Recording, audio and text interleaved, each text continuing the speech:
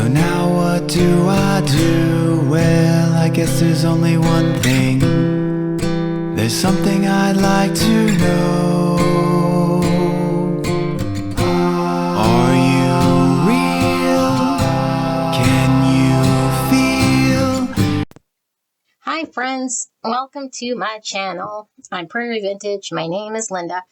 I'm an energy intuitive reader here on YouTube. I use spirit, my intuition, the tarot to communicate energies to you guys. Most amazing viewers. If you guys are new here and just found me, I'm so blessed and I love that you guys finally connected with me. I hope this reading resonates for you and that you do have a reading here that's going to help you to understand the person who you came here about a little bit better, or yourself a little bit better. For those of you guys who are returning, I'm so grateful and I can't wait to get into your reading. Thank you so much for being here. And if I have removed you, silenced you, blocked you, if you can't comment on this channel, you were creating a distortion in the energy. So I've asked Spirit to remove any distorted energies. This reading's not for you.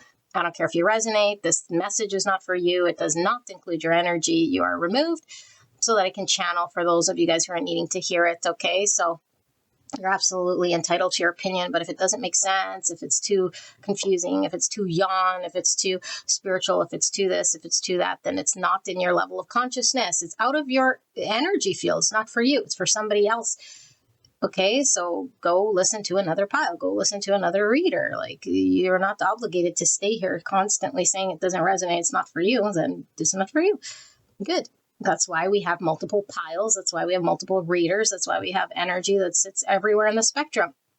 Okay, and so we're connected to a certain timeline, certain energy vibration in this channel, and that's what I'm reading for those who are needing to hear it. That's it, and that's all. And if you're removed, then you're removed. So, beautiful angels, I will put a link right here to the decks that I'll be using in this reading for those of you guys who are interested in energetically charging these cards for future readings. I do include that. That's the best way for energy to connect. When I unwrap these decks, you can definitely charge the cards with your energy. Okay, energy doesn't sit somewhere sort of blocked. It's able to traverse many dimensions. And so the best way for us to sort of connect is for your energy to be exchanged here in this channel. Okay, of course, if you like, comment, share, subscribe, engage, the energy is intermingled here. Okay, but that doesn't have to be the case. You can resonate with this pile. This would be your first time sort of joining this channel. Okay, but that's for those of you guys who are wanting to sort of charge the energy so that when I do a pick a card reading, we can connect to your energy if this is the type of reading that you're wanting to see for yourself. Okay, so if I do feel like there might be more energy frequencies that I can connect to your channels after this reading, I will do another one. So if you don't find what you're wanting to hear today for the person on your mind, then you can definitely come back. If I do record sort of a part 2. Okay, but we'll see. So this pick a card reading, we'll be using the Black Moon astrology cards, and we're looking at the person on your mind and your energy and see, why have you two been brought together? What is the purpose or the main reason, whatever Spirit wants to show as to why you guys are brought together. Okay, like what lessons are being learned, or what's the main goal? What's the main purpose? If we're experiencing challenge with someone, what are these challenges trying to show us? Okay, so we'll be looking at both sides. So the purpose you're sort of bringing into this person's world, and then we'll be looking at your person and what sort of purpose are they bringing into your world. Okay, so I do expect it to be a highly spiritual sort of reading because I do read for spiritual connections. For sure, everything is spiritual, right? But it could be quite an intense sort of connection here energetically, okay?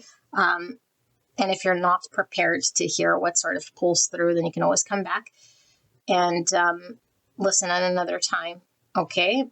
So don't take messages that aren't for you. You don't be obligated to listen to a pile that doesn't resonate. It doesn't feel right. Then it's most likely not your pile. It's for somebody else. Okay, but the energy in that pile should match your energy somewhere in there, or at least how you're feeling in regards to how that person is showing up energetically in your world for you to resonate with that pile. If that doesn't happen in the pile, then that's not your pile. Okay, it's not your reading, not your pile if you can't find that. So I will put a timestamp. We'll get into the card selection, and then we will let you guys sort of pick whichever pile feels right, and then we'll get into your reading. I'll see you guys at the card selection. All right, let's select from the 3 cards. Any energy that should not be here, please let it be removed for the greatest and highest good of those who are needing to hear it. Spirit, clear and concise message for the collective. Pile 1, 2, and 3 for the person on their mind that they came here about, looking at the reason why these 2 souls have been brought together. What's the main reasoning or the purpose? Reasons that the collective's been brought together with the person that they came here about. Thank you so much, Spirit. Pile 1, 2, and 3 for the collective that's tapped into this reading. Why have they been brought together with the person on their mind? It's the main purpose, divine reasoning. What is being explored or experienced as a result of these 2 people coming together in this lifetime, or connecting energetically in this lifetime? Okay, we're doing 3 piles apparently. Thank good. Okay, so let's take a look at these 3. If at any point you're called to any one of these, select from the timestamp down below, listen to your intuition.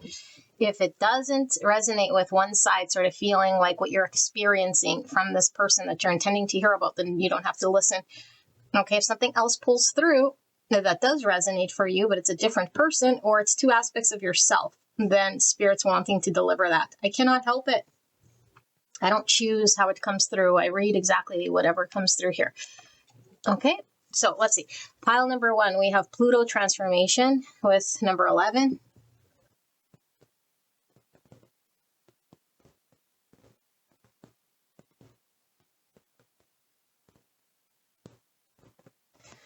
All right, pile number 2, and we got Yod with Destiny 48.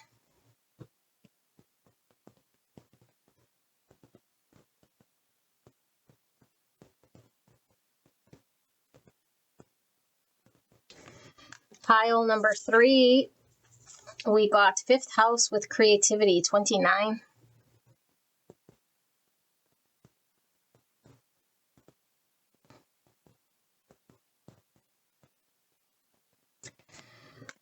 Giddy up. This is some pretty interesting energy already. Okay, sit with this. If you feel like there's different piles calling to you, you can certainly listen to more than one. You're not stuck with one. Okay, it could be different aspects, the same connection. It could be different messages that pull through that you're needing to hear. So just listen to your intuition. Okay, but don't force it to fit. If you can't find the person you came here about, then it's most likely not your reading and it's for someone else. Okay, yeah, so take as long as you need, and then when you're ready, select from the timestamp below. If you feel really stuck, you can close your eyes, open your eyes, and whichever one you first feel pulled to will most likely be the one that you're meaning to hear at this time. Okay, so I will see you guys at your pick.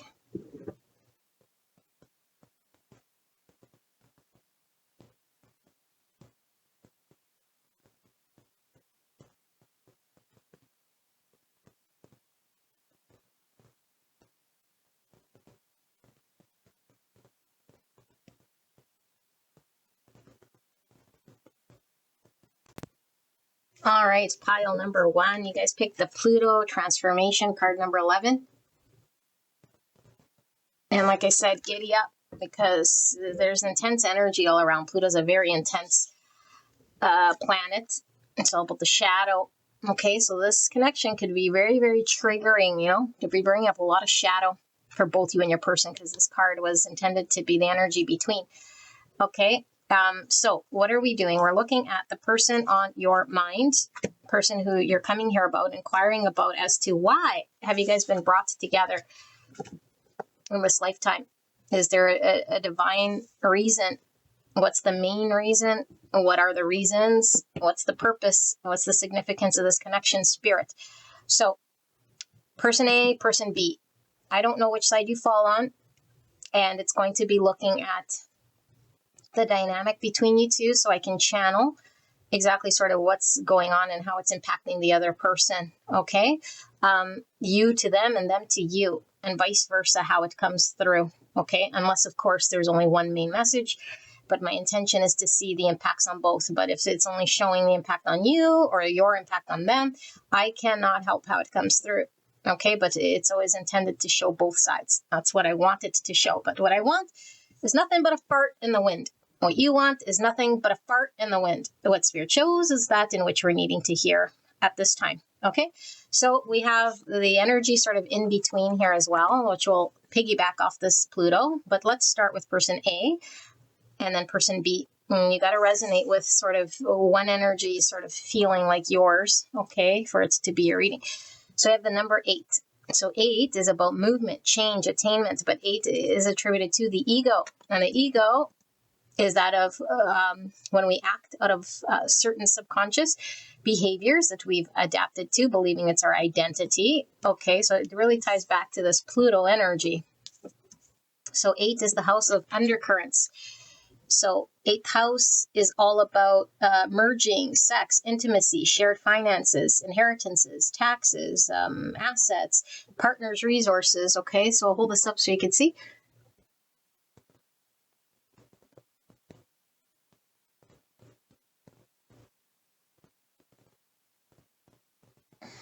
Death, taxes.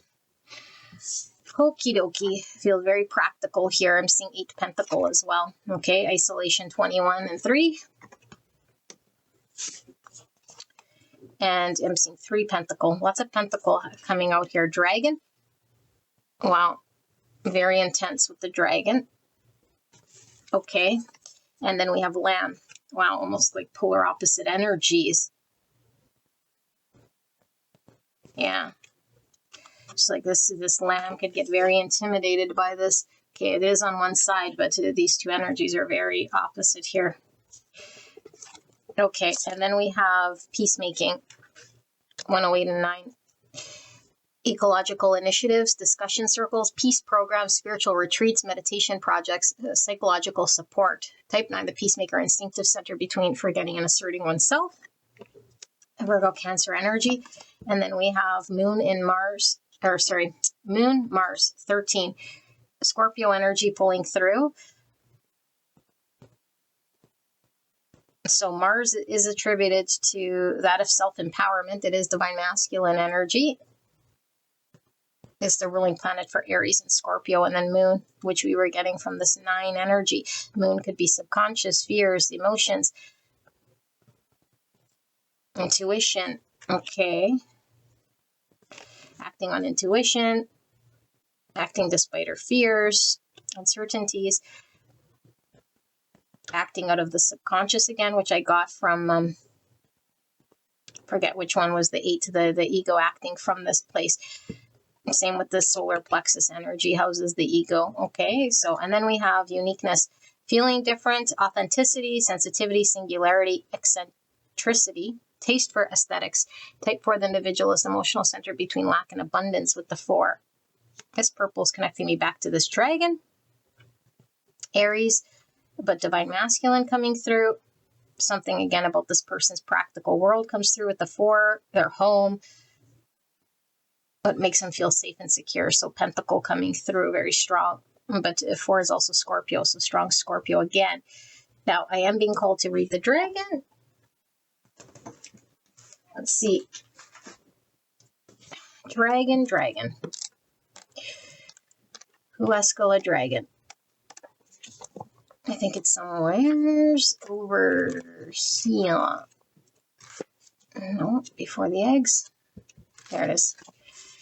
It says, seeing one's most true self, balancing the ego, which was definitely what we were getting from that.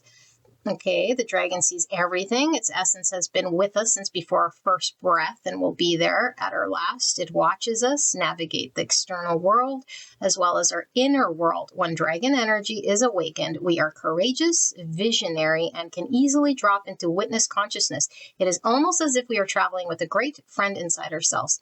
When we look in the mirror, deep into our eyes, we may even glimpse the self behind the self, the one who is watching us. This is the power of the dragon, breathing transformative fire into every cell of our bodies. Witnessing this omnipotent energy, even for a brief moment, helps us surrender and let go. We let the dragon guide us. We hop on its back for a ride. As we traverse even the most difficult terrain, the dragon's eyes see beauty everywhere. It is said that if your yogi does not see its beauty in the world, their Agni is dim. Agni is described as the inner fire or the sacred intelligence. May even just the mention of the dragon stir the embers of intelligence within you. And look at this Ace of Wands here. Okay. Yes. It's all sort of tied beautifully.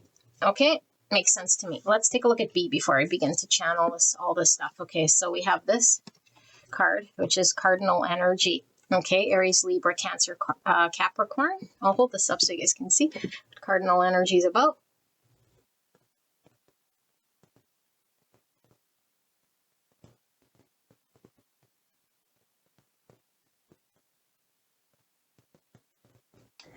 Interesting, because what I am getting with this cardinal is very strong Sagittarius energy. Very, very strong. Okay, I know it's not Sagittarius, but that's all really what I'm getting here, like strong fire. Now, we do get that with Aries, but I'm getting more of the sort of, fire for sure, but more of the Sagittarius in this pile. Let's take a look. We have limits 31 and 4.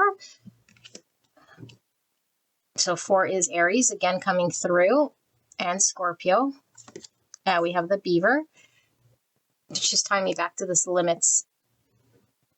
Okay, hard to explain, but it is tying me back because it feels like an earthly, grounded energy of what the beaver's capable of building.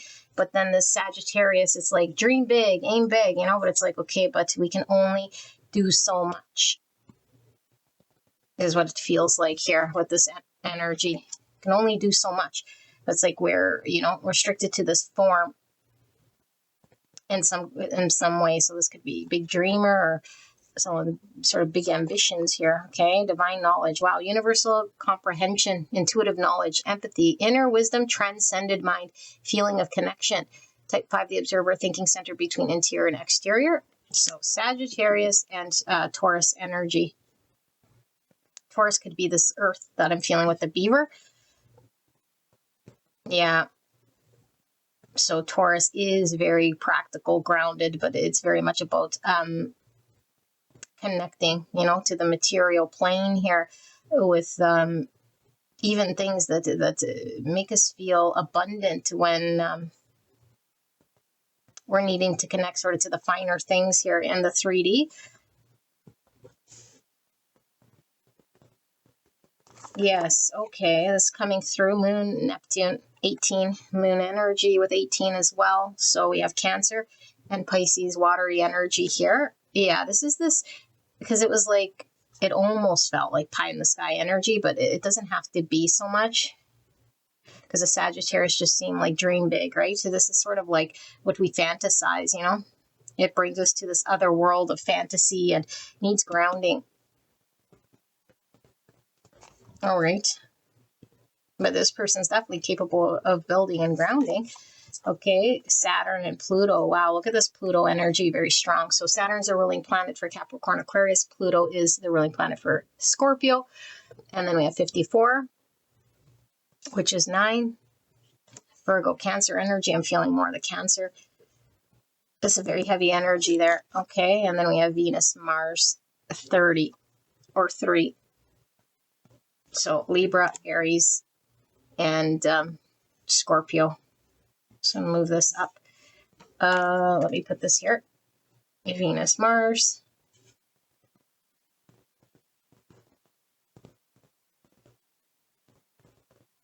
I'm going to tap into this I'm going to channel.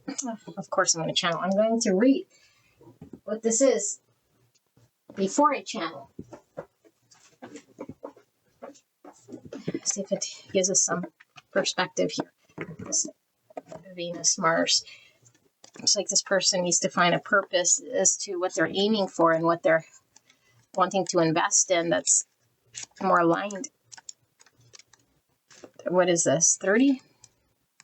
It says, conjunct sextile trine. It says, no one can get between you and your mirror. You think everyone should be gazing at you. Your integration of yin and yang inspires others to see wholeness. So is the balance. We had something about 5D and 3D coming through here. So I don't know if it's balancing, bringing in dreams into reality. It's kind of what it feels like. But yin yang's the masculine, the feminine thought form. Okay. But it could definitely be like, yeah, putting your dreams into action. So then evolving. You are irresistibly effective at relating well to all people. Okay. And then we have in conjunct opposition square primitive. You exhibit sexual impulsivity and poor judgment in your relationships. Adaptive. You possess great personal chemistry. You are wonderful at entertaining. Evolving. You strike a sensational balance between the receptive and the aspects and the active aspects of the psyche. Oh, wow. Alrighty. Feels very profound, whatever is going on here. And then this one belongs to this side here. We have submission. 8. Powerlessness, enslavement, fragility, weakness, subjugation, dependency. Type it the challenger instinctive center between strength and weakness. So 8, like I mentioned, on this side is the number of ego, but here I'm feeling it more star energy. A 17 star. Okay, stars Aquarius energy. It's like our dreams, our vision, our ambitions aligning with our destiny, putting us on the path, you know. So it seemed like something like needing to be put on path. Okay, but 8 is all about movement, change, attainment, about authority, manifestation, business, leadership, abundance, or goals. Okay, but white is the pure self or the authentic self. And then, of course, submission, like I said, all of that stuff comes through as well. Okay, so the energy between duality 18, moon energy. So this Pluto, which is the shadow, the planet of transformation, okay, does tie back to this moon energy because moon is all that's hidden. Moon is all that's in the subconscious. The moon taps into our fears, the unknown. Okay. I'm also tapping into 9th house energy for some reason, just with the 9, which is wisdom, philosophy, higher education, religion, learnings, which could be this Taurus energy as well. The frequency of duality supports our ability to gracefully flow with the everlasting movement among all opposites. Opposites, masculine and feminine. Okay, and then we have lightning, 13, more Scorpio energy. Okay, death and rebirth. Lightning. I'm picking up some Uranus energy as well from this, which is a ruling planet for Aquarius. Okay, like Tower, Judgment, Death, and the Tarot. Then we have 26 and 8, another 8. Physical activity, physical effort, competition, sports club, tournament, active leisure, and body occupancy. Type B, the challenger, instinctive center between strength and weakness. This is all about the 3D. Now look at the horses giving me Chariot, Cancer energy, Leo energy, and the Aquarius energy. This is connecting with both. Interesting. And then we have the spiral. So these two spirals are sort of compacted in their own. And then there's like this little dot that's between the two here. Okay, spiral could be the spiral of ascension when we talk about the spiritual growth. You know, could be doing cycles here. Okay, interesting energy. Let me tap into this before I begin to channel. This wand, I don't know. This one feels right. This one feels right. Okay, sorry. Okay.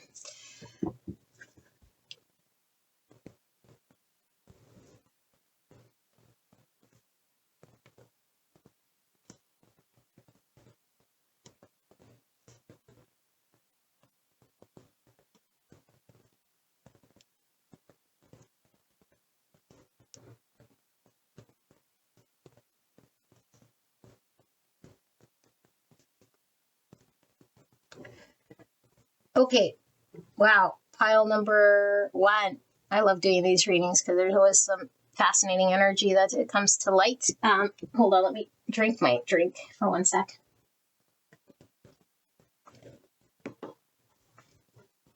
Okay. 1 energy is going to belong to you, okay? And 1 to your person. If neither is you, then this isn't your pile. I do feel 2 different people here. This person, it does feel like masculine energy. It doesn't have to be, but they're just more in this practical sort of circumstance, if you will. What does practical mean? It's like my everyday world here in the 3D is very much felt. What I see, feel, touch, like is the 5 senses is all that's sort of around me here. So I believe what I see. And it could feel very dry because this person could have been very disconnected from their spirituality. Okay, but despite sort of all this, the spiritual, I almost dropped that, spiritual lessons, connecting with divine and all of that stuff, for this side, it's more about their life, most likely when they were brought together with person B. A sort of succumb to their life was exactly what was unfolding, and it was very lonely. It's not all that they're here to do. There's a side of person A that is calling, begging for them to be experienced about themselves, but they can't in this environment. And so I do feel I've channeled this energy, even if you're new here, this energy, because it does come through. Somebody who is still fixated on their situation, circumstance in a practical way, an unloving marriage, a job I can't get out of, a world that I created, and now I've become that world, so much so that I'm not separate from it, and not that they are separate from anything, because there's no such thing as separation, but saying they became the identity of that in which they they are experiencing. So they and the experience are the thing, and therefore it's like I'm tied to this thing and not able to see who they are about without this thing, even if it's bringing them loneliness or limiting them or not enforcing this beautiful growth outside of this. So what does this all mean? Like, they're brought together because through B, they're being challenged to connect to a part of themselves that doesn't fear expansion, that doesn't fear untangling themselves from this experience that they're having, you know, whatever this thing is. I feel like this person,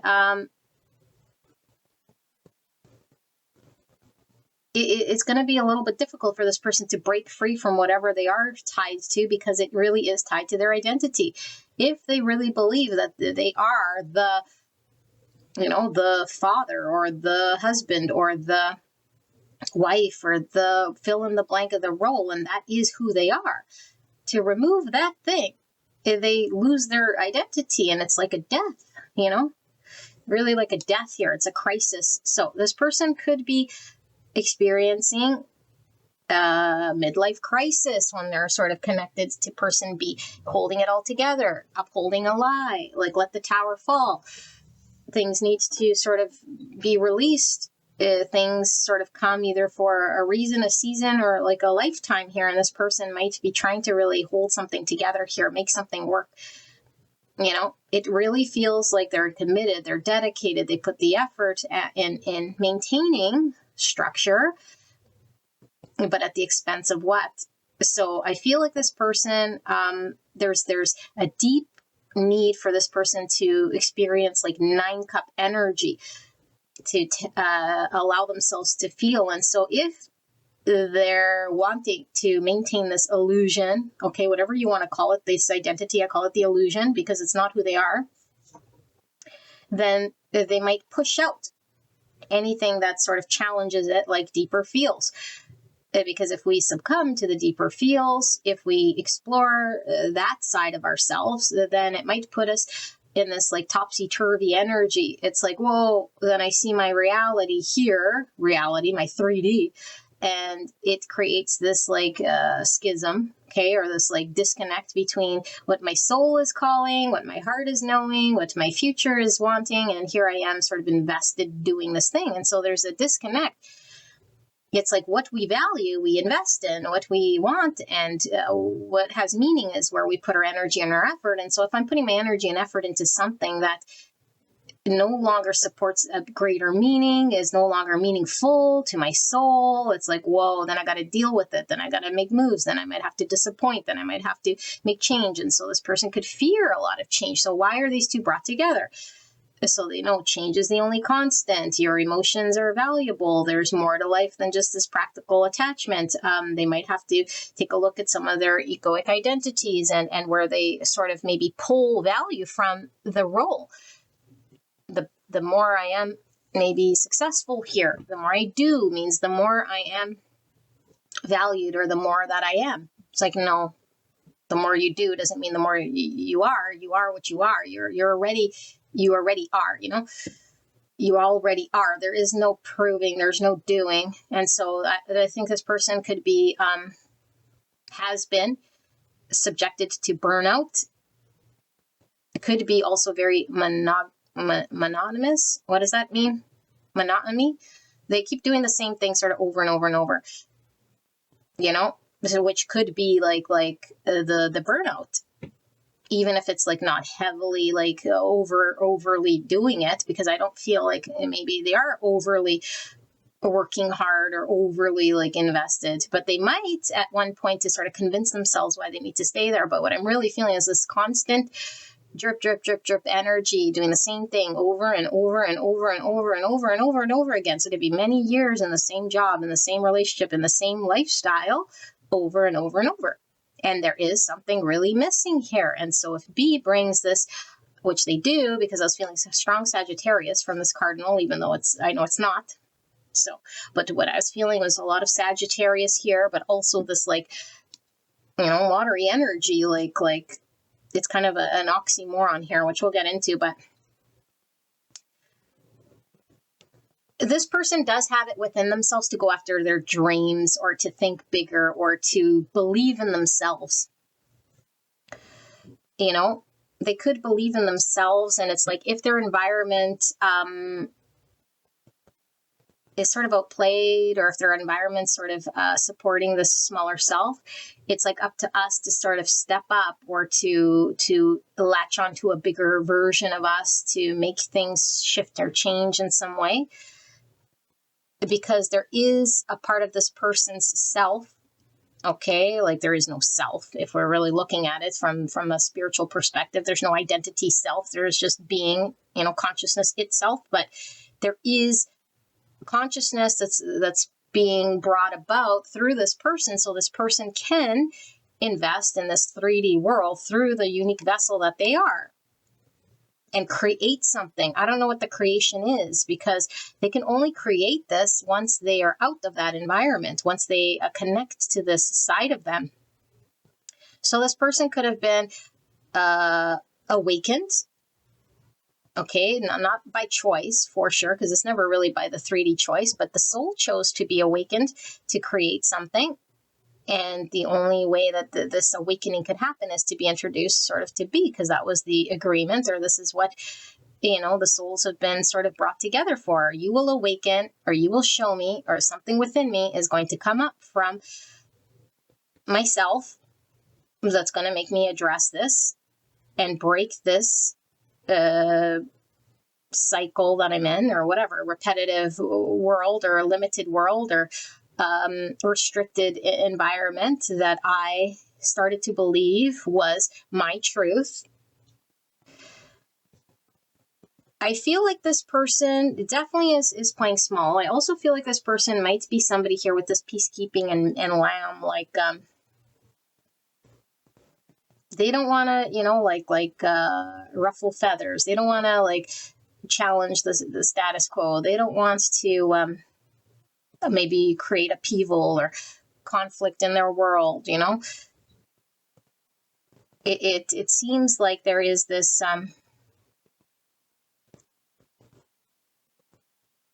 part of this person that would rather just sort of keep things as it is, but the deeper reasoning obviously would be fear of change, not trusting in themselves to make anything different happen for them. So then they just believe, the story that they believe, like, here's where it's going to work, or here's where I'm meant to be, or here's where it's safe, fill in the blank here, whatever story, that's the narrative, that's this, that's giving them the fuel to maintain the thing here that they're being called to sort of break away from. But then if I do, it's like fear of the unknown, if they would succeed. So it could be someone that fears success, that fears their greatness, that fears their power. Because I do feel this is someone who could be quite powerful if they, one, believe in themselves, and then align themselves in the energy and the people and the circumstance around them to support this about them. So yeah, the identity is falling away. And then once the identity sort of falls away, it's like we can no longer sort of pretend we see that identity or that illusion that we've created. And then the true self sort of comes forward and emerges forward. So I think there's no stopping this process of awakening that person A is going through, even if this person seems very fixed in their environment right now, or that it's been a very long process, because the truth is emerging. And so this person could be having a lot of signs, dreams, really like spiritual nudges from their intuition, from their guides, from spirit, however it pulls through their world, for sure, about the shifts and changes that are being required in this person's world. Yeah. So they're being awakened, their ego's falling away, they're not having to keep their whole world sort of, like, it's not their responsibility to keep their world sort of going, and it rides on them doing and that identity being. So I do feel whatever it is, it does give this person a sense of security and foundation. But they are really stuck sort of on this 3D world of what they've already built, and then maintaining that. But to them, it is important to, like, have a community of people or work well with their environment. And so it's almost like if we find like it's almost like this, like, let's say we're capable of, I don't know, running our own business, let's just say, okay? But then we're like young in life, and then we start off at a new job. And then it's like, we like the people, like, it's peaceful, it pays the bill, and then we just sort of stay there. It's like, why would I leave? It's sort of, there's no reason. It's not, but I don't feel like this person is liking where they're at. That's not what I mean. But it's like, I already invested there since I was young, and now I don't even give it any thought. Meanwhile, there's this business idea I could have ran with, or this other world, this other timeline. And here I am sort of organizing boxes, So it feels dry. It feels like after time, this is depleting their soul. Yeah. And so I feel also, like I said, like spirituality might have not have been a thing here until this person connected with B, because I do feel like in order for this awakening sort of to happen, there has to be some unexplained sort of emotions and dreams and synchronicities and feelings that come about here through spirituality. It comes through with this 8th house.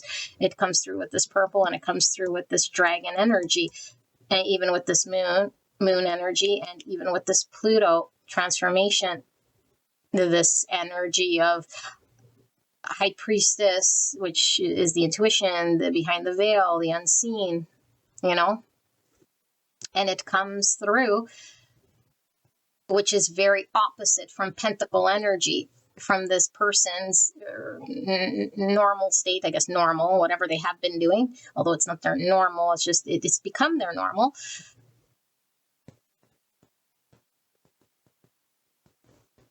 I feel this person has deep, deep, deep emotions that are really being stifled or suppressed, wherever they're at. It's like they can't feel the depth of it. And I feel like it pulls, or it's magnetically pulled by this part of them. And this strong Scorpio energy that it definitely pulls through with the 4 and the Scorpio, and then, this Pluto in between, which is Scorpio energy. And even this Mars is this intensity, and Mars is ruling planet for Scorpio. Okay, depending on what sort of astrology you subscribe to, but it's like, what is your true soul, the depth of your emotion call for, and what do you take action on? And can you support this? Or you just sort of roll over on yourself, you know? It's like die before you even died in some way. So I do feel, especially also with this like energy that comes through here, like the eighth house, I don't know how to word it, but it comes through as an experience that they're destined to break and see and move beyond and trust. And their big fear of change, their big fear of trusting themselves, their big fear of doing the thing that might seem very out of their norm, you know, but first they have to see it, because if they're unconsciously sort of stacking boxes in their world, I use that analogy, okay, which is interesting because we have 4 there. So the box, security, the thing, but it's like they stack the box, but the box feels empty. The box feels just like emotion. It's empty. But they have to look, you know, they have to stop and say, what am I doing? What's in this box? Like, look around, lift their head up. Like, that's all this spirituality. Lift your head up, look at what you're doing, what you're investing in here, you know. And I think this person might have got stunted wherever it is that they started this. Okay, like whenever this sort of family got together, or whenever they got married, or whenever they committed to this thing, or whenever they started this relationship with that in which they're doing, I feel they might have got stunted there. And because I do feel like there was growth that was supposed to sort of carry forward. So what can happen is when I do detach myself from this, what is left standing is this vulnerable part of me that might not believe in myself, or the strength, or the capacity, or the know-how, or the independence, or the understanding, or the whatever, like Bambi legs, you know, like lamb. And that could be fearful, regardless of how old this person is, fearful. Because they could be very dependent on that in which they're involved with, because maybe it controls their finances here with the pentacle, the 8 and the 3 pentacle I was seeing at the beginning. So I've never had to manage my finance, maybe, you know, something like this. Something maybe they've never been able to experience that they can do on their own, but it's like blown into this thing that they can't do, or they've never done, or would be too challenging, too complex, too taxing, too, you know. I do feel this person, because the 9 cups I was seeing as something they're sacrificing, which is their own emotional connecting to that, in which it really is the soul's fulfillment. And this, it does tie to sexuality in some way with all the Scorpio energy I'm feeling, even 8th house, but because it's like the deeper fulfillments of the soul, where the sexuality lives, you know. So this person could have been really not connected to in a very deep way for who knows how long. So like I said, loveless marriage, or just singlehood, however it comes through with this person, I'm not quite sure, because it like I said, for all of you guys, it is different, but it's the same lesson. It's that, you know, if it is singlehood, then it's like I'm engaged in my environment in the way that I am, and all this other stuff sort of never got experienced by me. Not that everyone needs to experience sex, but it's like we all deserve to be fulfilled in a soul level and experience depth and this uniqueness of self, which is the truer self coming through to experience and create something and live authentically, not someone else's agenda, or not the past version of us and remain in the past version of us. So 6 cups in reverse, okay, which keeps coming through a lot of my readings. So And when they do tap into that energy, then it's like they could see other parts of themselves coming forward, you know, that's been suppressed or silenced or stunted, like I said. Yeah, like they could do it, believe in self. Okay, so now person B, there's sort of these two energies that come through. It feels very much like fire and water, masculine, feminine, dream like 5D and then 3D manifestation. Like all those things are sort of polarity is coming through here.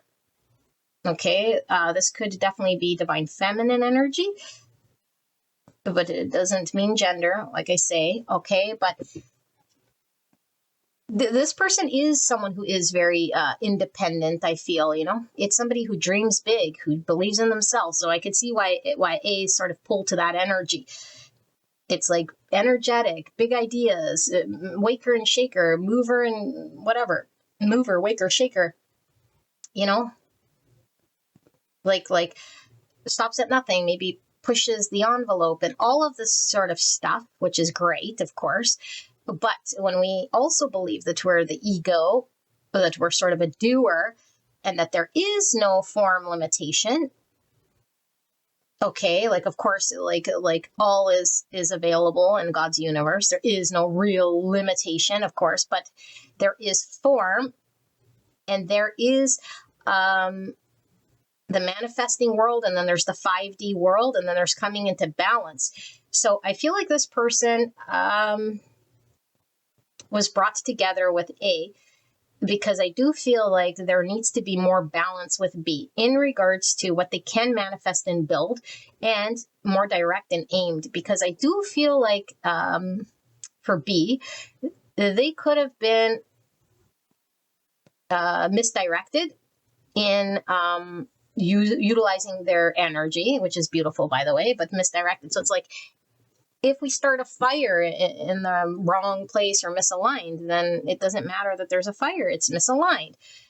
And we can have all sorts of dreams, or we can have all sorts of abilities, but if we don't direct our energy to build it, then it just becomes a vision or a dream, you know? And so I do feel there's a leadership quality about B that A is pulled to, for sure.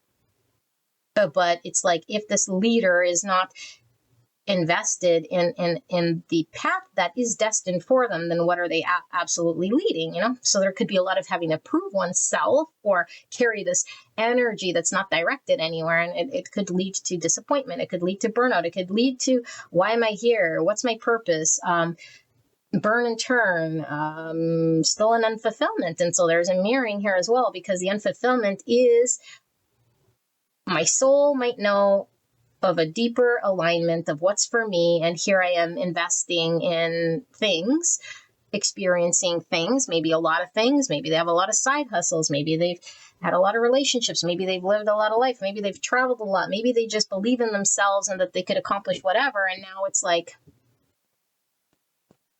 this time to awaken so that they could align with some purpose, some path, some destined unfolding here. And so I feel like B, with this divine knowledge, it might have really been seeing beyond the veil when they connected with A, the truth of this connection, and intuitively been really like cracked open with a knowing that they might have not have been able to really concretely explain, understand in a way that is 3D. And so they could have been having to navigate a lot of this sort of energy that maybe made this person feel very uncomfortable, because I do feel this person likes control, and most people like control, of course, but when we're really independent, it could be so much so that when we have to let the universe sort of unfold, or the unknown sort of be shown, it creates discomfort, it creates an energy where we might feel dysregulated, we might be very 7 cups, we might get disorientated, we might have to come back to earth.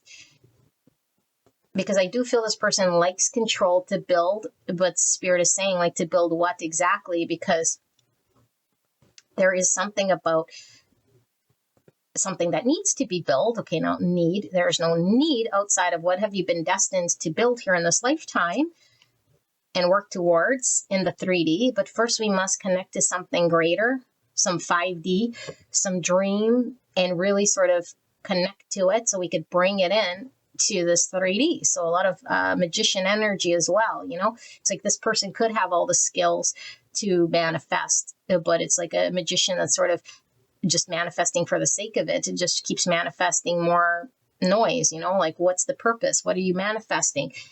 Are you using your skill to create that in which you're being called to create? I do feel like it could be that B experience a lot of disappointments, you know, like maybe a lot of dead-end relationships or dead-end jobs, or just never really fulfilled in that in which they invested. It's like, oh, I gave it all my time or my energy. It's like, it fell flat or it disappointed, you know, because I do feel there is something about wanting to commit to something, to build something greater than themselves. They're not just this like fly about energy that's just like, you know, but it's like the environment has made them sort of someone who's been maybe not direct, like not that they're not direct, but like a more targeted approach in life. But I don't think they like that, of course, because if we're on a path of something that it gives purpose and meaning and like they could commit to and build, it's like, I've created this, I was a part of this, I was, you know, involved in this, whatever this is, and work with the divine to be able to not have to carry everything, because it's like your environment, the people that you work with can all contribute to this build. You don't get to carry everything sort of on your back. This does seem like somebody who would just like, you know, like if they were a part of a group or a team, it's like they just sort of do the project or do the thing. And then, you know, like they don't allow sort of others in here. Now, this could be a wound of sorts. Okay. When I say wound, it could be there's a reason why this person sort of copes in the way that they do, so that they're not exposed to disappointment, or they're not exposed to someone else sort of taking the reins of their life, which might make them feel very uncomfortable. So it keeps kicking back to this thing, and no one should have the reins of our life for sure. But what it is saying is like, we're not all fire, and we're not all the only one, like a vacuum unto ourselves that's independent of the universe, because we are all interconnected and we are all working together, whether we see it or don't see it. But all we sort of see is our own energy, and then we think we're sort of the only ones that are sort of doers, and that it rides on us, and that we're the ones that are, you know, independent of everything else. And so this higher spiritual lens allows us to know that there is divine will, and that there is this other world, this 5D world. And so being connected to A helps them to see this other side that maybe they were able to not see or shut out, or they never connected to it. And it made this person sort of manage their world a lot easier. It's like what I want, what I go for, what I invest. It's like, it's very egocentric because it's all about the I, but I don't feel this person's arrogant in any way, you know. But when we're really sort of thinking we're the I, driven by the I, doing by the I, it's like we're not really connected to all that is, and how everything is sort of plays into the energy, and that there is like the limit is created differently than how this person might have thought the limitation in their world was. Because it could be there's so much coming through as downloads, and I don't know that I'm wording it proper, but nobody likes limitations and restrictions for sure.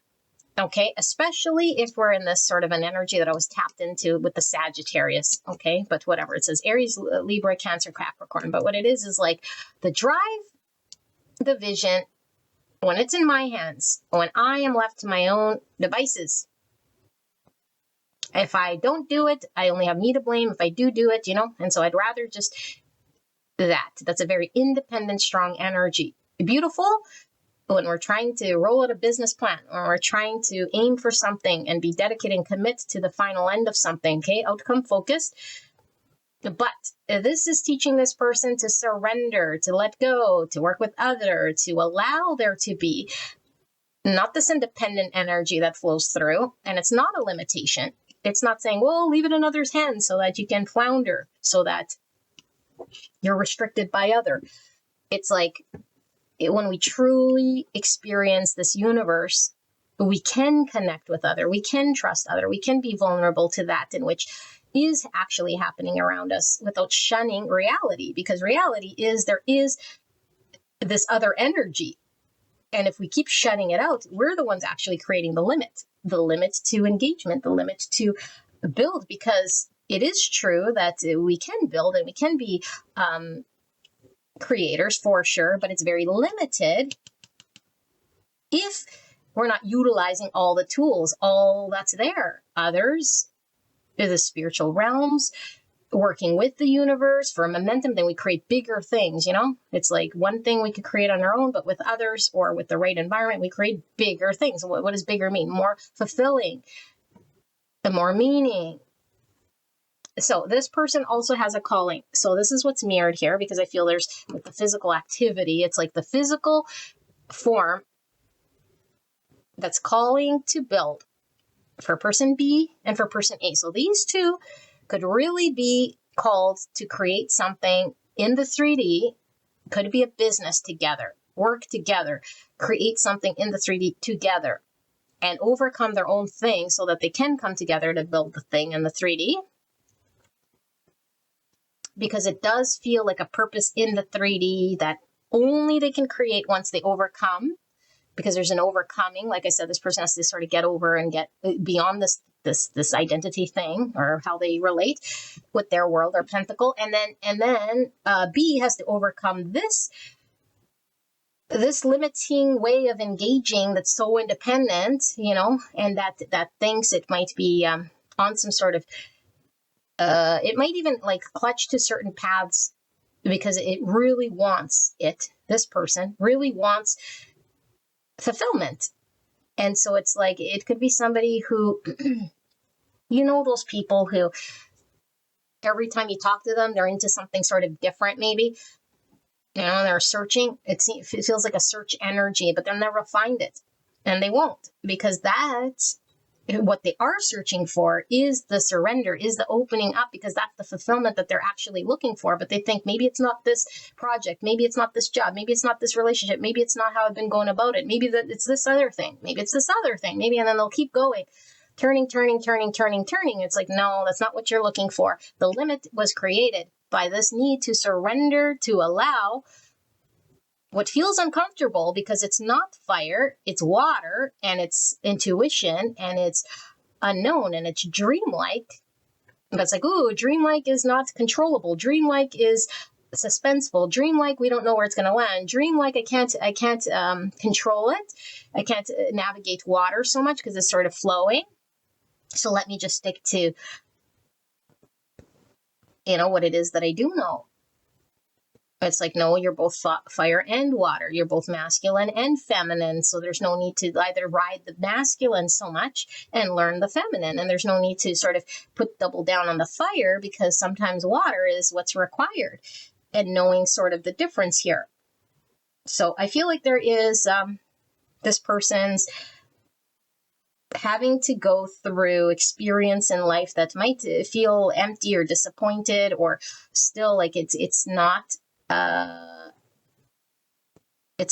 thing in which they know internally somewhere within them checks the box or is the thing. And so now when A comes into the scene, it's like their soul got awakened.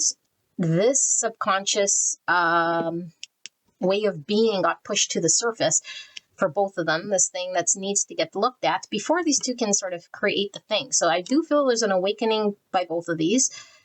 There's a new beginning that could come online when they resolve or go through a transmute, because there is a lot of transmuting the shadow. I'm seeing chariot energy with this Pluto. So the shadow self Okay, the self that limits the growth, or the unseen self that we haven't been exposed to or really seeing about ourselves, that was creating our environment, on and on and on, now is pushed up to the surface for us to see, so that we can transmute it and move beyond it, so that we could create something. And it does feel like it heals the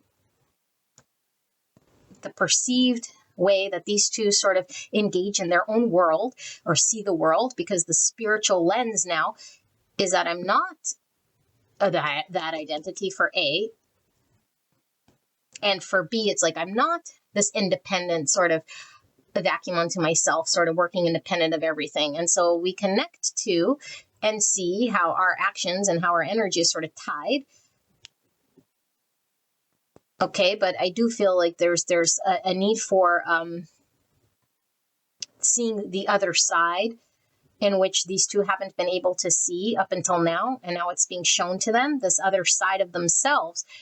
And then it could create this dysregulation, because like, what do I do with this other truth or this other side? I could either ignore it, pretend it doesn't exist, subconsciously sort of kick back to what I'm used to, what's familiar, if it feels uncomfortable. And so this connection could feel very uncomfortable, because it's asking us to sit in that in which we're uncomfortable with, that we haven't been able to sit with and work with, or manage, or see, or do something with this thing and merge it, or do something. It's like, it might feel like, this isn't me, this isn't how I am. It's like, no, that's an ego if we think that we're in any fixed way. We're not in any fixed way. We're here in this present moment.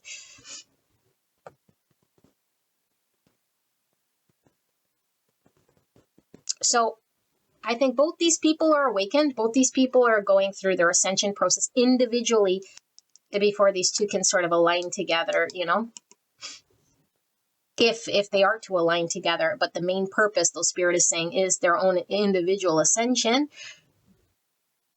is this transformation that happens as a result of connecting to these two, even if it was just a catalyst spark, and now these two have gone their separate ways. Because I do feel for these two, there's lessons that need to be experienced apart from each other. And I feel like B could be very uncomfortable with this high belief that they have in themselves, which is great, by the way, that they could do and have and aim and create whatever they sort of want, which is the opposite of having a limit. But now they're in this situation which they cannot control, which is feeling limiting, which feels like somebody here, but they know of a deeper truth, and it's like, oh, something I can't control, something that's out of my whatever, and it's like calling to their soul, but there is no control, there is nothing they're sort of able to do about A here. So it could be very like contradicting energies, like a deeper truth, an inner knowing. The soul feels a pull, you know, with B to A, and what this is. But it's like, A is taking forever, A is blind, A is stuck in their pattern, A is not able to do this sort of way of that I can do, you know.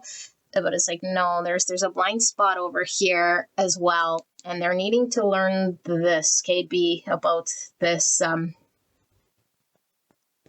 this part of surrender, this part that things are sometimes completely out of our control, but it doesn't mean that it's like always going to be for the bad, and allowing sort of this limited way of navigating in their world shift now, and see the value in surrender, and see the value in things that they can't control, but that they could trust in. You know, it's like, I could trust in the unknown, I could trust in the spiritual, I could trust in my intuition, I can trust in things flowing sometimes without having to control it or align it or make an outcome of it, you know, or a story of it. It's like, no, not always, especially not here. And this is what they're learning. Because I do feel like it could lead to very superficial actions that are unfulfilling.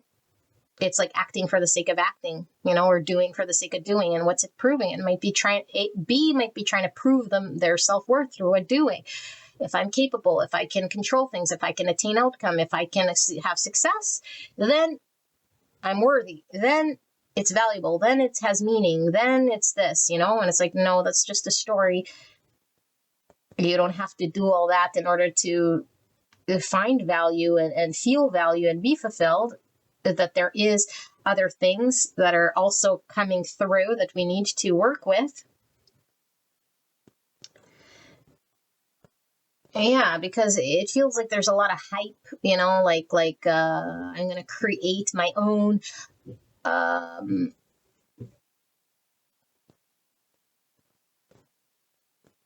create my own sort of world, and then we really believe that we're like we are the originator, but it's like at the exclusion of everything else that exists, because there is a greater power, yes, that flows through us, but that everything and everyone is interconnected, and how it plays out, if we're too blind to it, then we're really limiting ourselves. And I feel like B would resonate if this is your energy, because they are unfulfilled.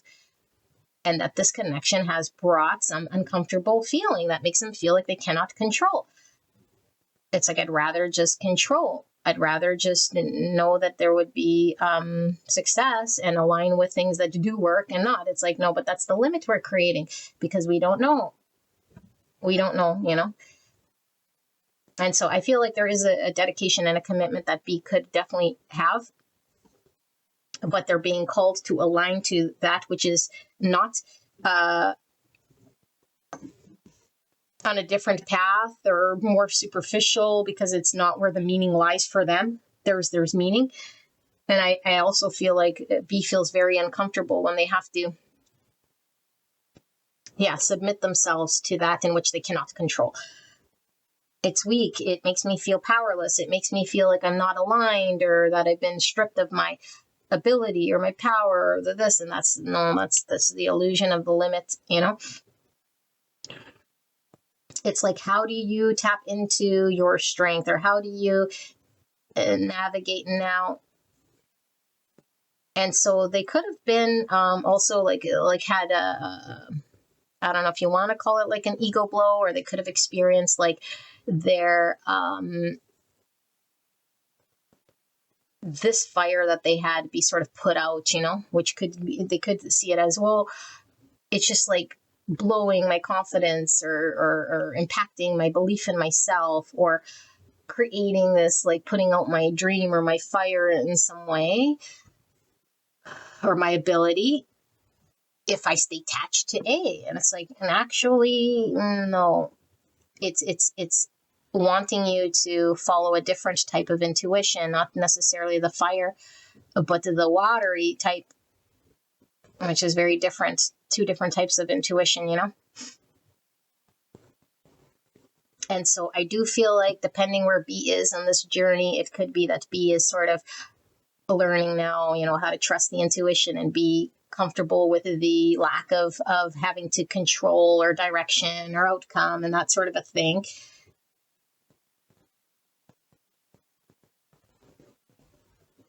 Because I do feel B does not want to be dependent on anything external from itself.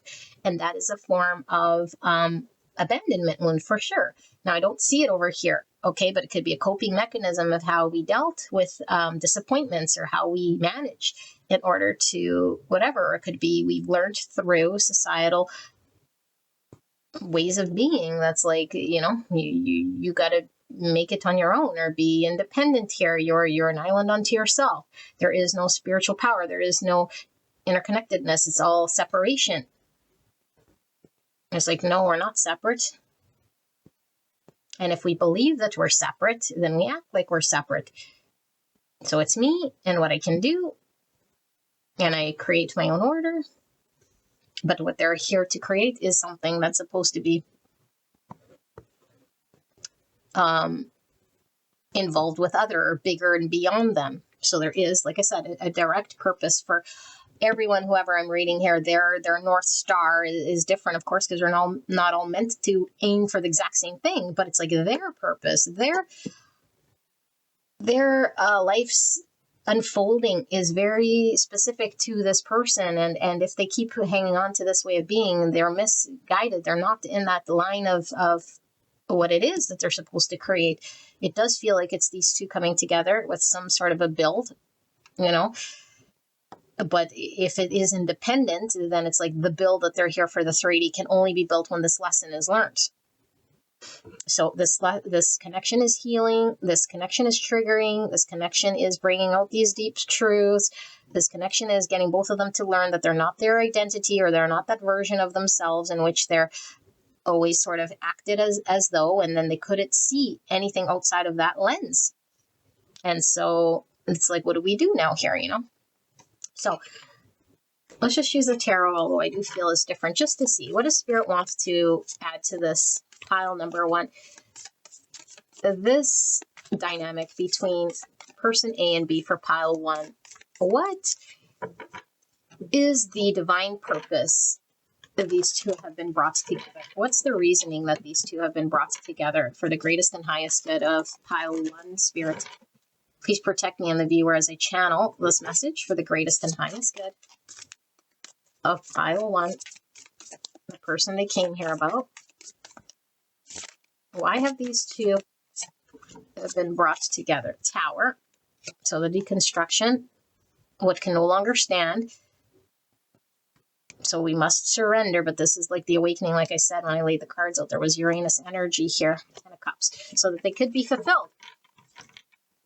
And I do feel, because like we always say, 10 Cups is fulfillment with other. So I feel, like I said, A couldn't have a 9-cup energy, couldn't, if they maintain this.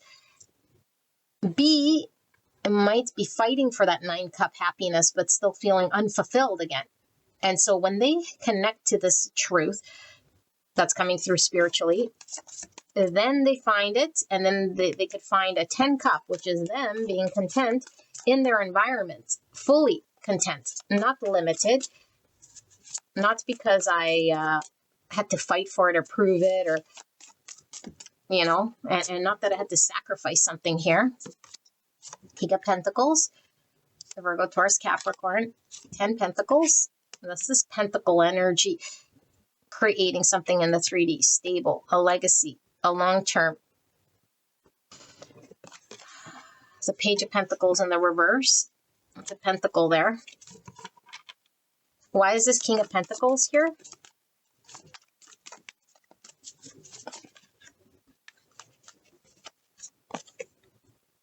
We have the Knight of Swords in the reverse, and then we have the King of Wands, Aries, Leo, Sagittarius. Why is 10 Pentacles here? These two have been brought together. For what purpose here? There's definitely a build here, you know, like we were saying, this card of physical activity, which is really getting like a practical build in the 3D of something that's able to be created. Long-standing. It's like mission. Now the Strength in reverse, Leo energy, which exactly what I said, the ego death or the identity dissolution. So we could see that we're not the identity, we're not that in which we're enmeshed with, we're not that title. There's an I outside of that. Okay, of course, no I, like I said, but the self, the true authentic self here that isn't tied to identity. And then there is an egoic belief of doership here. And that needs to be seen through as well, because it is a sense of pride. Okay, it is a sense of pride, doership, what you can accomplish is sort of unknown. And it's like, no. And there's the Wheel of Fortune, of course. And then the 4 Cups in reverse, the dissatisfaction, the feeling unfulfilled emotionally, which they both feel. So it's very, very in line with what I channeled. This connection, if you want to call it karmic, destiny, whatever, which is very fitting for this reason, brought together by the divine. And I'm seeing the tragedy and whatever this is. So some of you guys might have tied to pile 3. I don't know. It's tapping into this pile. I haven't read it yet, but those are the masks that are in that pile. Anyway, this is giving me, we could remain in cycles. We could remain very blind in what we do day in, day out, repetitive. Okay, unless we're awakened. This connection, it is destined to come together for there to be an awakening that both of these people are experiencing through a revealing of other, which is dissolving that in which needs to dissolve. Why? Just to torture us? No. It's not allowing us to be emotionally fulfilled if we stay there.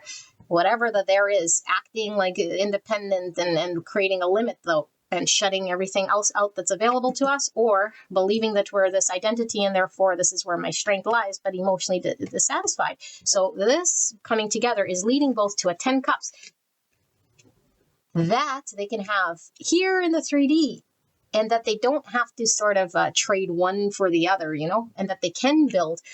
Because I feel what they are learning about is where they're going to build this happiness and how is it going to manifest in the 3D, and that they can rely on a build here. And not through only one way that I know, because what B would be surprised by is by leaning into this and surrendering. It's like, whoa, you mean this 10th pentacle can get built? It's like, yes, you couldn't build a 10 pentacle and a 10 cup on your own. You limited you. If you're always like, I can't trust another here, or I got to do it myself, is saying, I don't trust other, I don't trust divine. I only trust in my independence. We can't get a 10. We can only reach a 9, but this person can't even reach a 9 because it's burn and turn, and then something feels unfulfilling. And it's like, yes, it's unfulfilling because your calling is to experience a 10 with other, to build something, and you can. But first, we must go through whatever we're being called to do. And so I feel like I said, this connection doesn't manifest until there's kind of working through and ascending through and working through the egoic beliefs. And so I feel like we're being called to confront that, in which is maybe your greatest fear, or take a look at certain parts of ourselves. And yeah, like for A, it would be this King of Wands, because the King of Wands isn't going to say, whoa, I can't, I won't, and let me just sort of stay put. It's like, let me experience this path that's calling to me, but I trust in myself. I'm confident enough. I have a vision to accomplish something here. And for B, it's like, they have this King of Wands sort of energy for sure, but it's misdirected. It feels like it's like an intensity that sort of sits there that can't be targeted, because if they have a limit, or if it's shut down, in which the part in which they're needing to open up so that they can apply their fire energy, so that they can work, it's like it just sits there sort of intensely doing nothing except for burning out, So ego death, or identity death, or the self that gets created to support one's structure is the thing that has to fall first. And the confidence and the heart to stand in what is true, because this is like the heart to do the right thing, that's the courageous thing, or to follow the soul's calling, even if it's like, it's a different environment. It feels however it feels, And I think the first inklings to sort of run away or shut down or not confront or I can't or it's not me, because B wouldn't say can't. There's no can't in B's language, but it's like, it's not me. It's like, no, but there is no you. So how do you know what you're capable of doing? Don't create a limit by saying this is me and this is not, It's like, are you sure? Because there is no me. And once we start saying this is me and this is not, now we're limited to that in which we think we're capable and uncapable, which means we're restricting ourselves. It's like, no, if you're capable of anything and everything, do not restrict. You are all things. You are all things. And so really the true King of Wands comes online for both of them. And not one with limits and restrictions, not a version of a King of Wands that's actually, again, small or handicapped or limited or to confined to certain parameters only. And this person definitely needs a King of Wands energy to believe in themselves but it's first, they got to see it, It's like if they just keep doing the same thing, it's like they're not going to be awakened to see it, to even know that's an option. Yeah. So fulfillment is why these two have been brought together. Personal fulfillment, so they could create fulfillment with other, and that they could build in the 3D environment that they can rely on with other, that's stable, that's happy, that's grounded, that allows them to believe in themselves and shed the version of them that does restrict them and that is not true. Not necessarily them. It could be a part of them, but it doesn't limit them. It's not who they are or what they're about. Okay, pile number 1, this is your reading. I hope this helped you. I'll see you at the next one. Bye.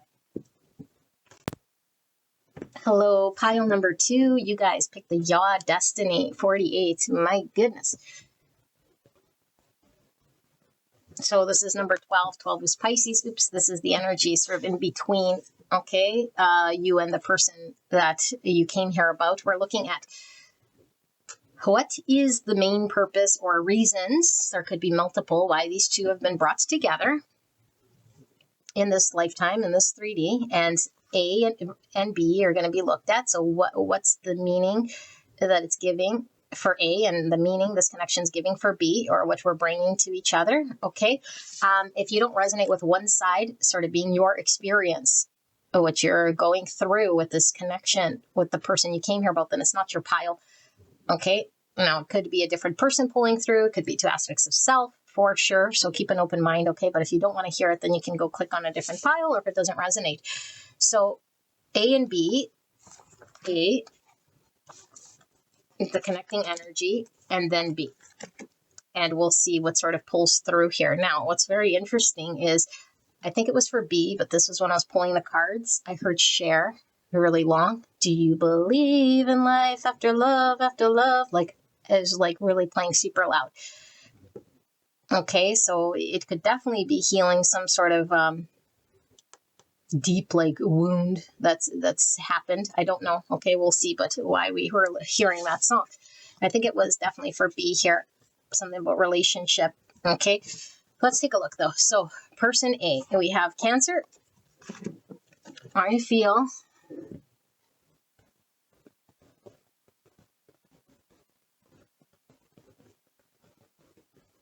now, this person doesn't have to be a Cancer, but Cancer is definitely all about our feelings. It would be tied to family, okay, emotions. And then we have the gift, 14. So we have Sagittarius and Taurus energy.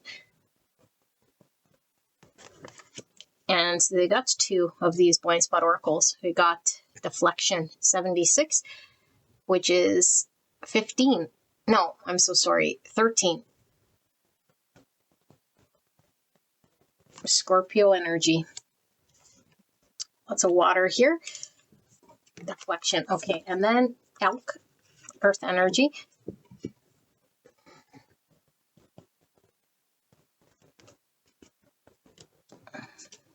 So it could be this Taurus energy we were tapped into. Can you guys see? Okay. And we have Faith Ordeal. Oh my goodness, 78 and 6. It says delusion about loyalty, confusion about instability, loss of trust, existential doubts, extreme indecision, overwhelming anxiety. Type 6, the loyalist, thinking center between mistrust and trust, dark night of the soul. Wow. Okay. And then the gold here, which could talk about the potential of the highest self, or a complex in which we don't see our full potential here, like a belief in some version of us that doesn't necessarily exist, getting in the way of our fullest potential. Capricorn, Gemini energy here. Deflection. Okay, and then we have Jupiter with 44. Oh my goodness, 44 is a master number. Integrity as a foundation, treating the earth and home as a temple, manifestation and leadership. So that's 8. Let me go put this here. And then we have pleasure. Oops, I got to cover up this pleasure card. So 82, 7 and 1. Organization, relaxation, joy, serenity, celebration, high level of ethics. Type 1, the perfectionist, instinctive center between control and letting go. And this is the silver, which is highlighting this gold energy as well. You know, when we believe something about ourselves that's less than or incapable, or some version of us, some belief that limits the truth. Okay.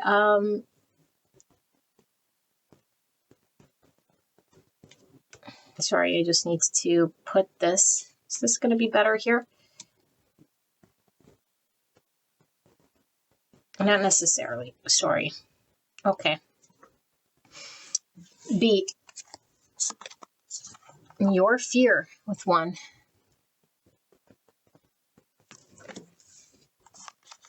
A butterfly.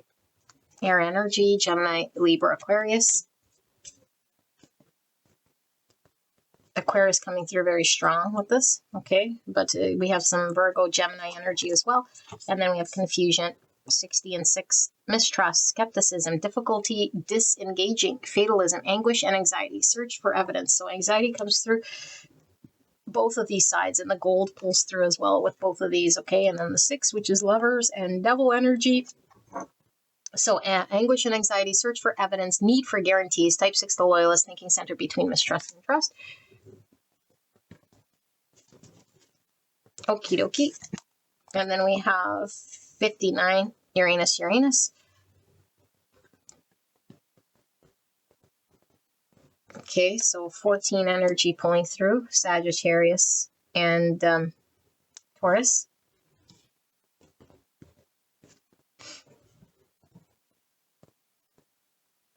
Wow. Okay, and then we have self-listening, 2, which is High Priestess energy and justice. So we have Libra, Pisces energy, self-listening, self-promoting, self-focusing, loneliness, self-assertion, setting boundaries, recognizing your needs. Type 2, the helper, emotional center between giving and receiving with the root chakra here. And then we have Libra, I balance, I regulate. Libra is the planet of love. It feels like we're missing a card here. Because there's 2 there. Okay, so let's lay the energy between. We have Yod, destiny. We have curiosity with 15. Double energy here, but more of this 6. Okay, so the frequency of curiosity supports our intrinsic inquisitive nature, which is the necessary driving force behind any growth and evolution. And we have 10, 21. Okay, which is 3. And then we have work, 21 and 3. Another 21, you might be seeing 2121. Okay, or 33. 33 is reproduction, creativity, humor, Christ consciousness, joy, harmony, solar plexus. 3 is the number of the Empress. Growth, relationships, initial success, communication, self-expression. Okay, so work, cooperation, company, office, trading, industry, professional, meeting. Place and activity. And then we have the distance, 68 and 5. Preserving your own space, fear of intrusion, withdrawal, staying away, self-protection, keep at arm's length, relationship trap. So blue's the throat chakra, authentic self-expression. 5, Taurus and Sagittarius. And then we have stratopause. I'm going to read this, but we see 2 of the crosses sort of mirrored in each other here. I'm getting the 6, you know, like the cross upright is sort of the lovers, and then the cross in reverse is sort of like the devil. You know, like which do we see here? Which are we seeing? Which are we choosing? And then rotation and revolution. 2 balls here, and we have an arrow. Okay, I do want to read this strato pause. Give me a second to grab the book. Yes.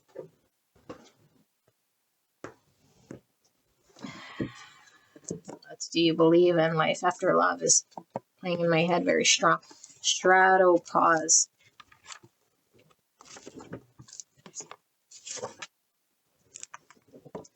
Right, yeah.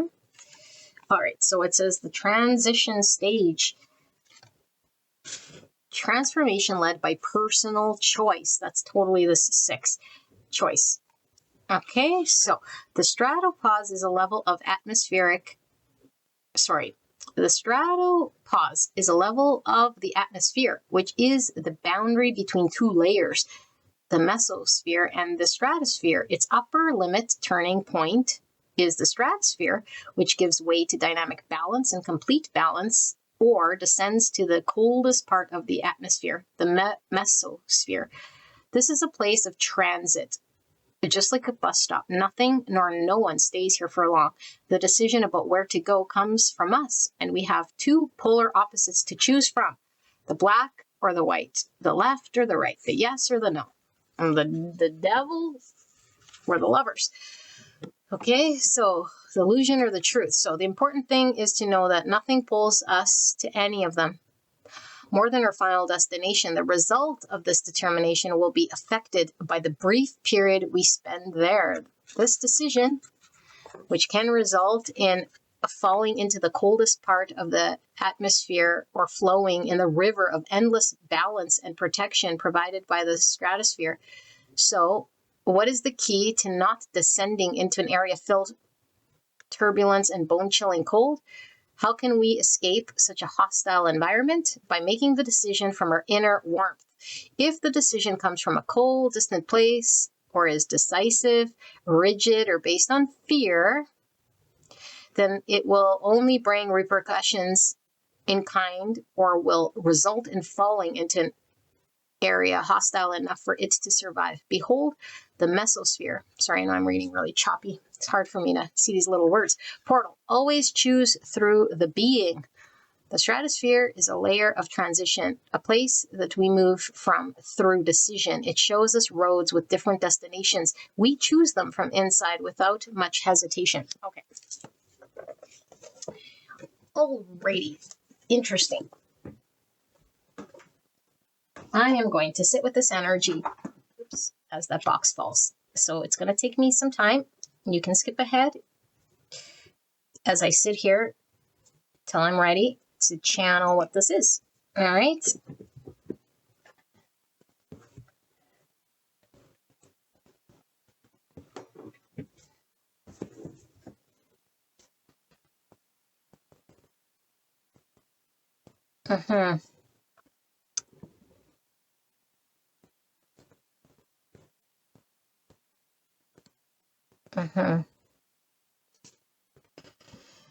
Whew.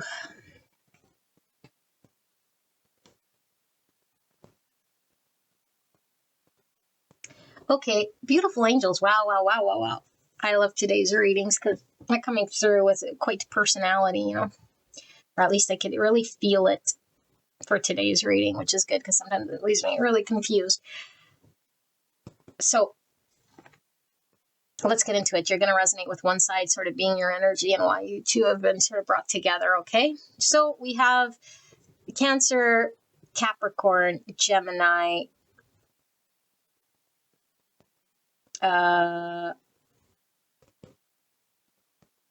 Taurus, and Sagittarius.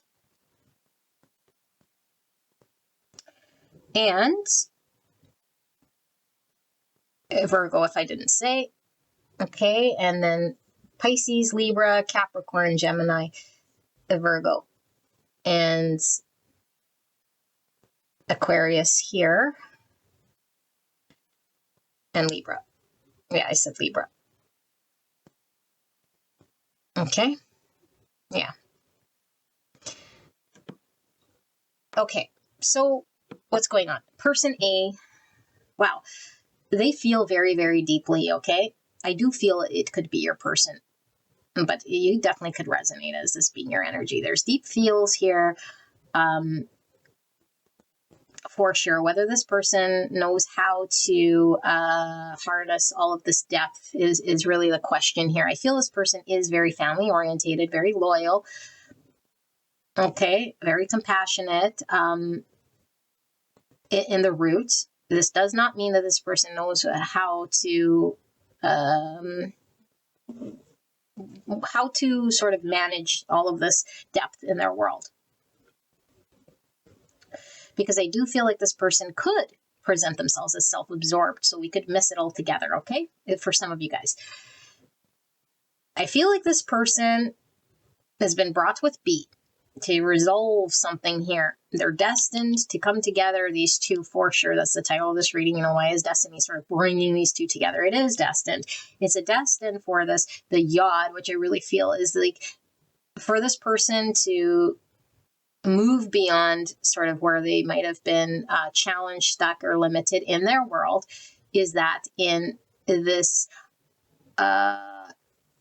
really, at the end of the day, it's belief in themselves. There is a higher potential version of this person that they're capable of being and doing. But when they believe the lower version of themselves, or the incapable version, or the version that they do believe that they are, it's really because they don't trust in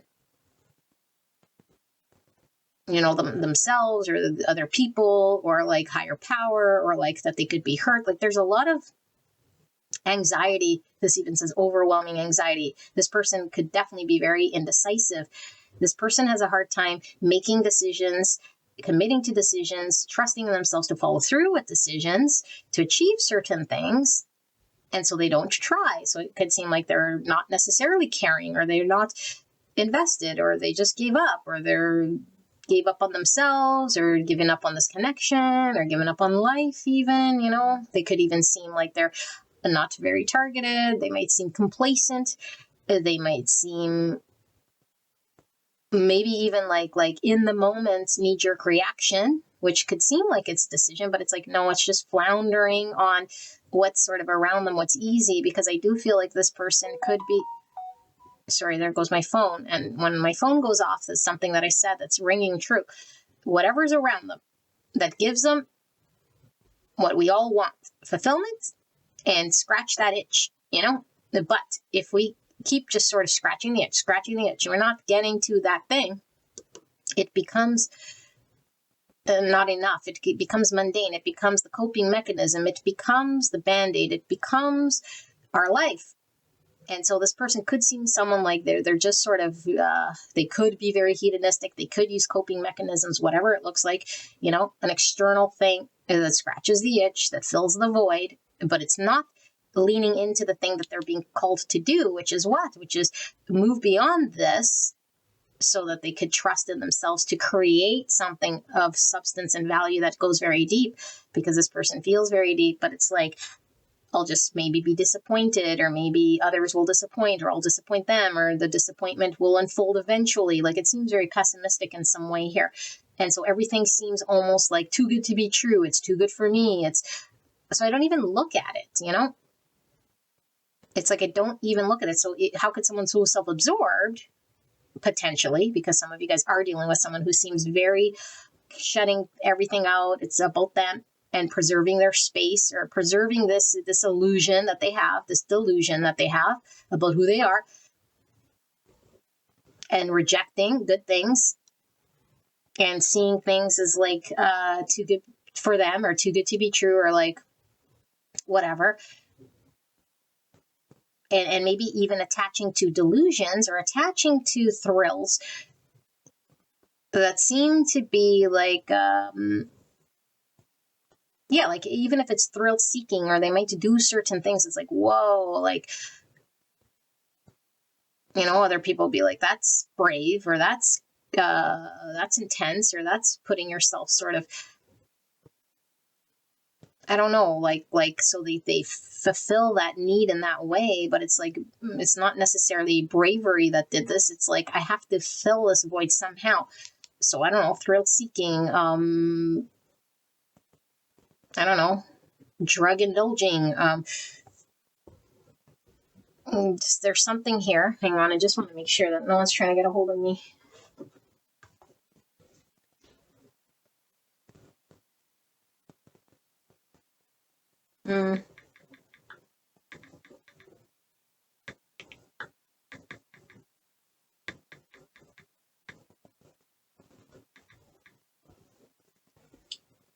Okay, sorry about that. Yeah, there's filling of the void in some way here, okay? I feel like this person does avoid a deeper responsibility. I feel like underneath this person could be somebody who is more capable of building something for themselves, who could be more ambitious, who could have more fire in themselves, who could align themselves with blessings for themselves without shutting it down or not believing in it. And so why they're brought together, it's like this version of them that says things too good to be true, or that can deflect. It's like we're being called to really take a look and see the truth of who they are. There's this need to really sort of move beyond this way of being so that they can see who they truly are, to build and commit to a greater version that doesn't just discount or write it off as not for them, or it's too good for them, or beyond them, or something like of this nature. I feel like this person might have very low self-esteem or self-confidence, for sure. And so they might need a lot of reassurance. And so they could always feel like it's nothing really truly feels as deep as I do, or that they'll, no matter how much you tell them you love them or give to love, it's like an endless well here, And so A has an endless well that can never really be filled by other, that they have to fill for themselves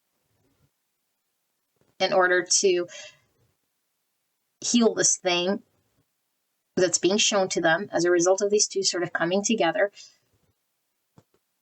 And how is it done? It's like because they cannot deny and deflect this which is coming online as a result of becoming in there. There's true feelings. There's a realness here, and they can just say, oh, too good to be true, not for me.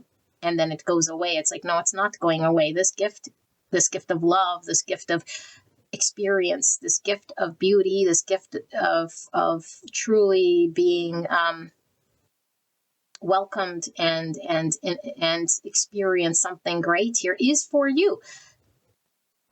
So B is meant to sort of be for you, and of course we have our own independent sort of reasons for being, but it's like in this experience, it's like, can you receive blessings? Can you receive? So this person has a challenge receiving, and they could be quite destructive too, it could be someone that doesn't necessarily take care of themselves, however that shows up, it could be at the base fundamental, or it could be just, destructive decisions that they make to prove that reality true, that they're undeserving of something greater, deeper love, or something like this, So no one's going to care about me but me sort of thing here.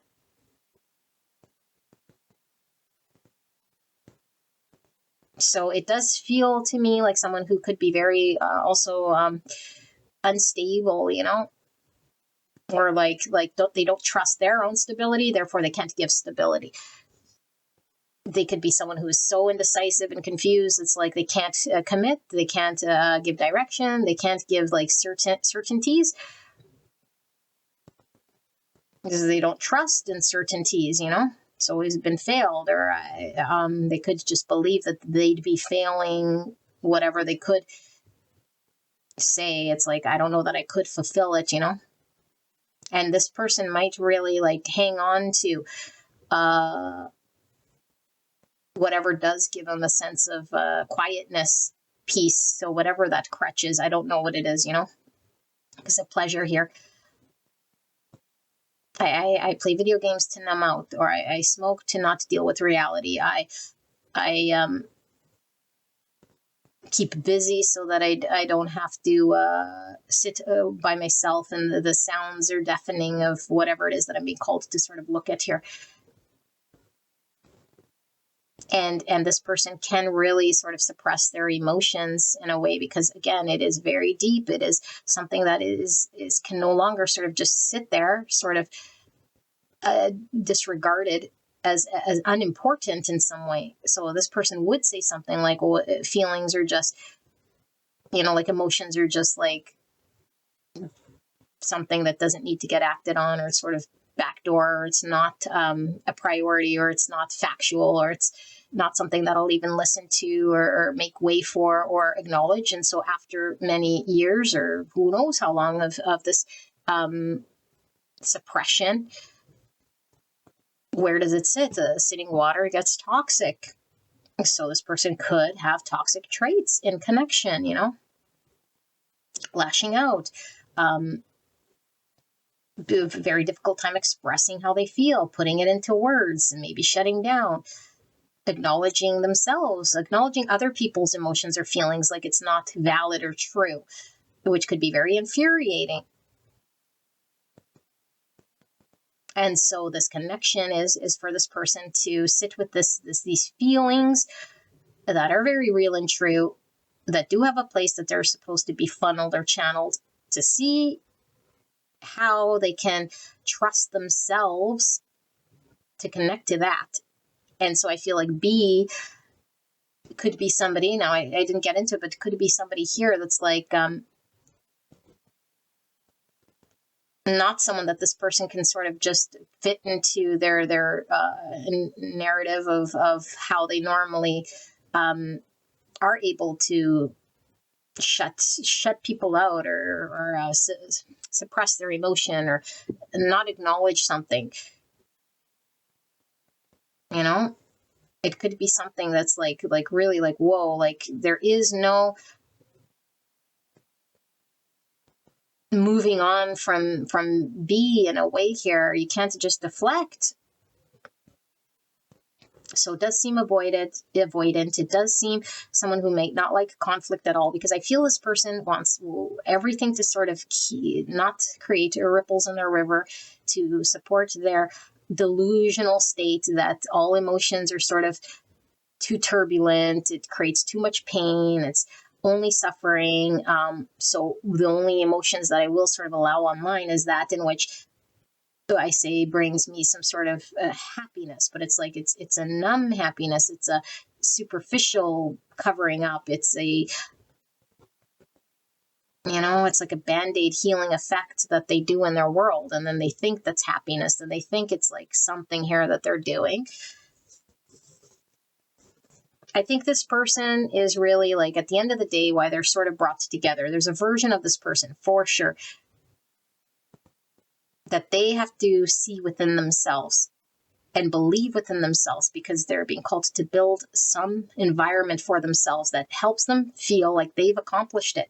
I did it. I believe in me. It's secure. It's safe. It feels like a safe place for me to express my emotions, for me to be loved, to even create a family environment. People I can trust, environment I can trust. Something about environment very strong here that comes through.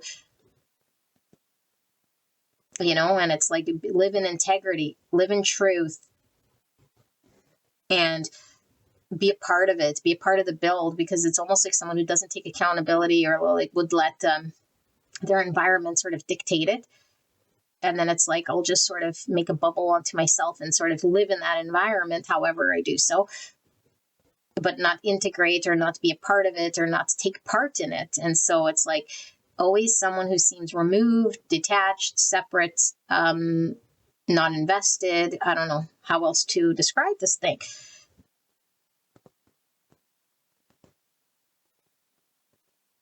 And I do feel like this person could feel really sort of blessed by the universe when B comes on the scene. It's things might seem lighter, things might seem like they might actually start to see things from different eyes, that in the past it was just like, if we believe in the pessimism, if we believe in the darkness, okay, or whatever, or the story in which we attach to, it's like that's all we see because that's what we believe. And so we see more of it out there, more disappointing people, more of that. But it's like B has shown them the opposite. B is showing them some hope. B is showing them something here. And it's like, whoa, I can't just keep this alive, this pessimism, or this story going, although this is all I know, and although it keeps me safe, and although I still don't see how I could trust in myself, or how I can overcome this whole thing.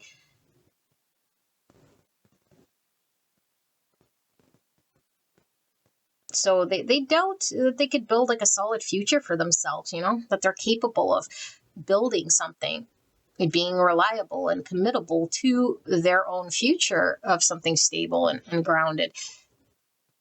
And it's like, but in this moment, I could have joy, but it's like not through this awakened sort of be in the present moment and be happy with what is, because of course that's very important. So this person could bring us definitely to why this is coming up to be, it's like in this present moment is exactly where I am. And so being happy and joyful and peaceful in this moment is all that can be, which is absolutely true, But when we use this as sort of a deflecting way to get out of the 3D, to not take accountability, to not build something there, it's sort of like floundering,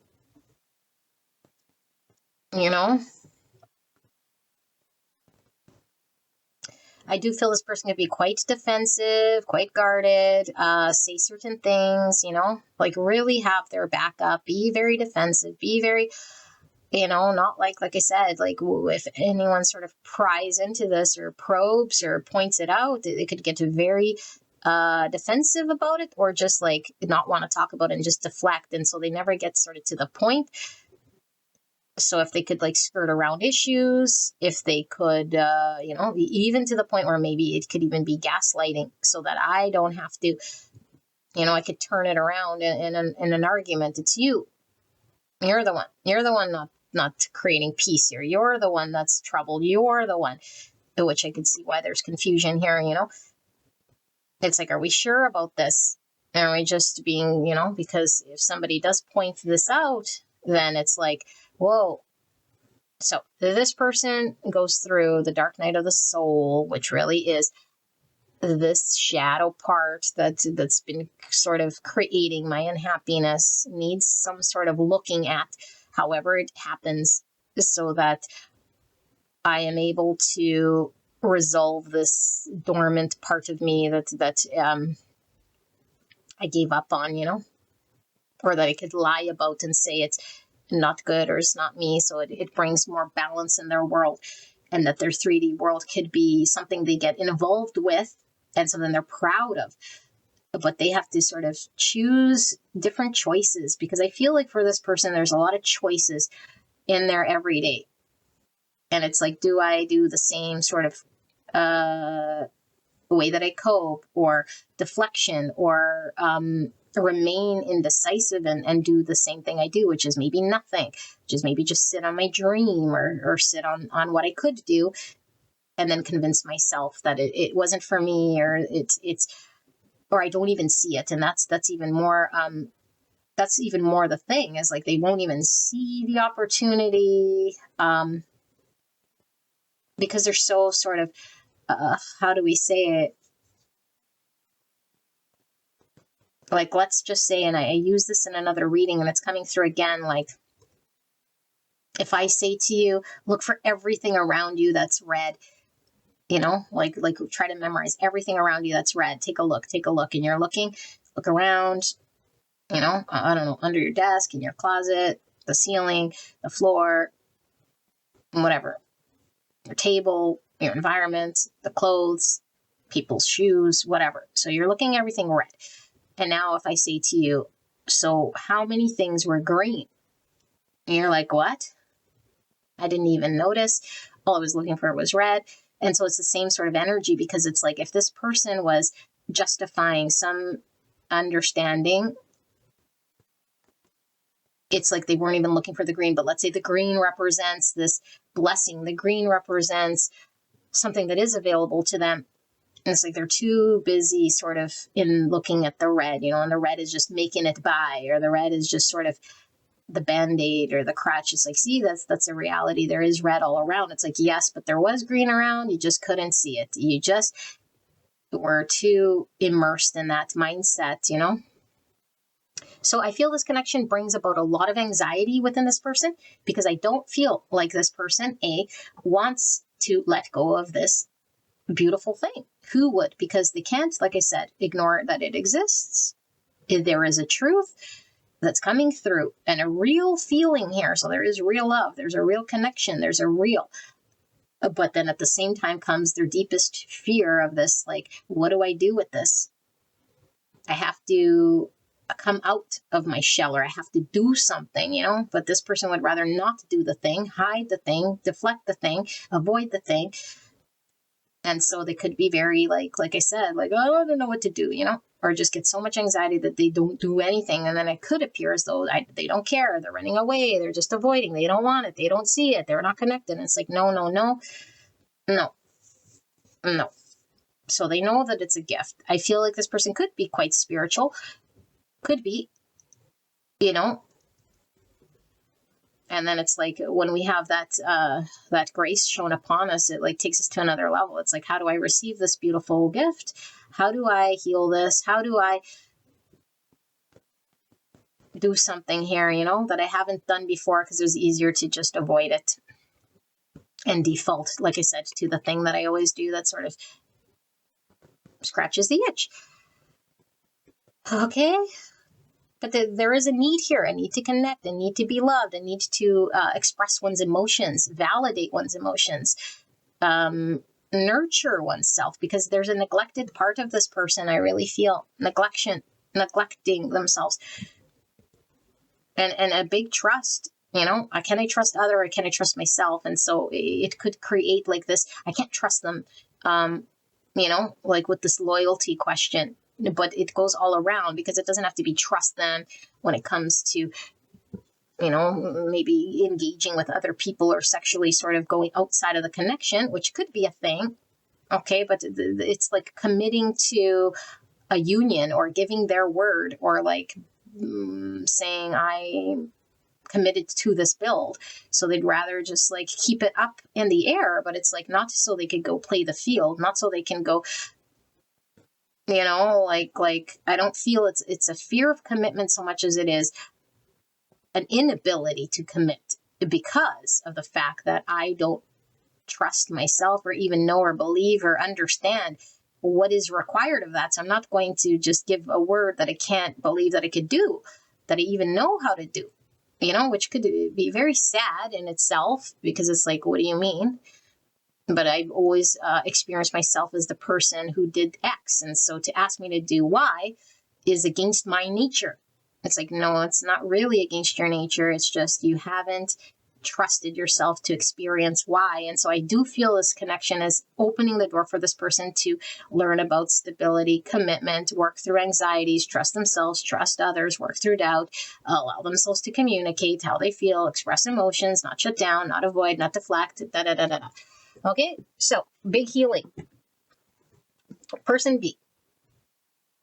Lots of Aquarius energy coming through. Doesn't mean that they are, but why is because I do feel like this is a connection that I think B hasn't experienced in their world. It feels very, very different than maybe what they're used to. So it pushes things outside of the norm. And when we get pushed outside of what we know, it creates a lot of confusion. Because this sounds like, whoa, it's like, who would invest or involve with this sort of an energy that feels very like, it's safe to just protect ourselves from a deflector and an avoider or whatever, or not to be fulfilled because this person withholds, this person can't receive. It feels very challenged. And so for B is like confusion. And I mistrust because there is no stability given. There's no loyalty given. There's confusion over here. There's indecision. And so I mistrust, creates a lot of confusion. And so their deepest fear is now coming through with this whole thing. Because 2, just like 1, if there's true feels here, then it's like, now how do we overcome and find a way to like work through some of this stuff? And they can't do the work for A. All they could do is the work for themselves, And so I feel like there is this awakening that happened with B for sure. And when we have an awakening, if it's very intense, or like all of a sudden it sort of just catalyzes this whole other thing, it could feel very disorientating. It's like your deepest fears come online. And I feel one fear could certainly be this distrust of A's intention. and choosing to engage in this dynamic or this love or following this love when it could go against everything sort of that they might be experiencing here as a red flag or as something that goes against what they know.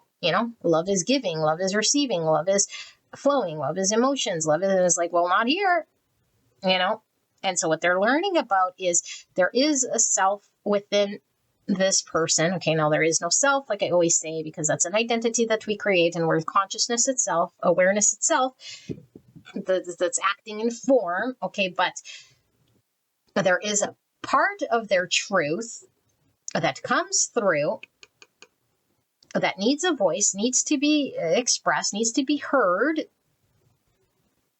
And in order to honor it, we have to choose things that are aligned.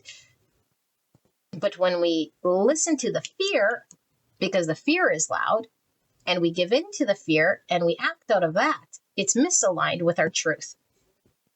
And it could be that fear is, like I always say with the red, an abandonment wound, a need for some form of a security or stability that we believe comes from some story of other or some officialness of words or some build of something. Then I'll be happy. Then I'll be secure, and it could really be an anxious sort of attachment style even to an avoidance. So that could be going on for sure. Okay, but I don't just see it as an attachment and an avoidance, sort of being connected. There's more. There's deep. This is spiritual. There's destiny here. Okay, but it's like there's a part going on within this person that is very deep that they haven't been able to see about themselves as being mirrored to them about themselves. So this connection is all about connecting to a part of themselves through the catalyzation of this confusion, through this indecision, through this murkiness, through all of this. It creates a big anxiety clusterfuck, a need for guarantee. It's like, because then my fear gets fueled up, especially with an anxious attachment or an abandonment wound. It's like, I need a guarantee. I need to know outcome. I need to know what I'm itching onto, which sounds all right, of course. And no one's just going to invest in something sort of blind, But with these connections, there's overcoming these sort of things that put us into our discomfort. Otherwise, they just stay there in the shadow. And so there's an awakening to a deeper truth within this person that stirs up their fears so that they could find balance. Okay, now the balance is in connection, how they connect with people, how they relate with love, and how a fear could come up and seeing through the fear. And really being in tune with what they say and do. And is it out of a fear? Is it out of a projection? Is it out of a reaction? Or is it a conscious choice? And are we listening to our needs?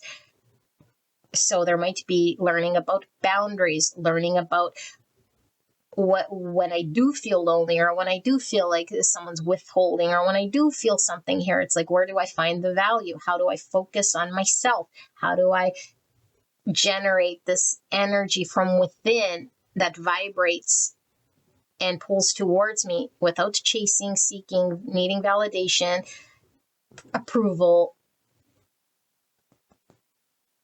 It's like they're really invested, they could get really invested in connection, and connection gives them purpose. It's like, without connection, who am I? Without maybe even healing someone, who am I? Or without experiencing something like this, and spirit saying, no, this lesson is for, like, this bringing about is for B to learn about their own self-value outside of connection and how they do engage in connection. Because if we observe how we engage in connection, it tells us a lot about ourselves. And then when the connection is unavailable or challenging, or we're not it's not present enough for us to be in connection, how does that leave us feeling?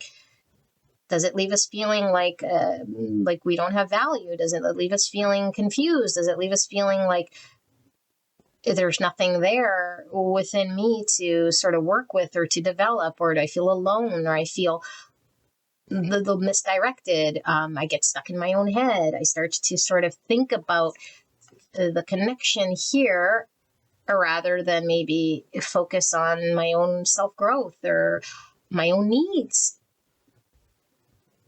So this is someone who displaces, focusing on themselves, growing themselves outside of connection, and then how to engage in connection in a healthy way. And it's not by removing connection altogether, but it could be periods of time where this person feels like they cannot connect with A because A is sort of really struggling here, you know?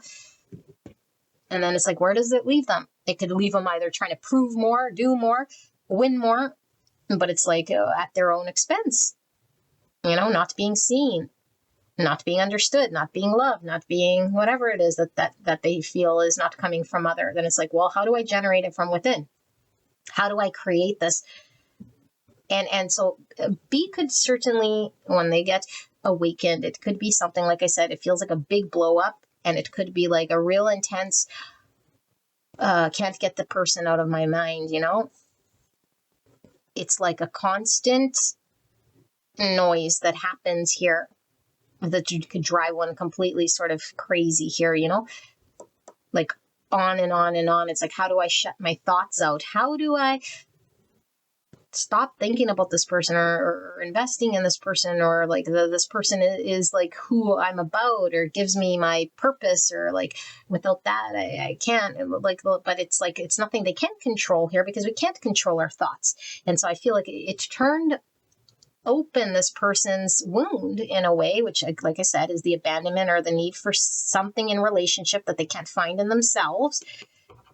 But it is there. They just couldn't see it. And so it's being shown to them through this experience. And it'll keep being loud, and it'll keep being confusing, and it'll keep sort of keeping them feeling like there's something missing or without, or that they need to prove, until they find it within themselves. So this is very transformative for B. It's going to free them.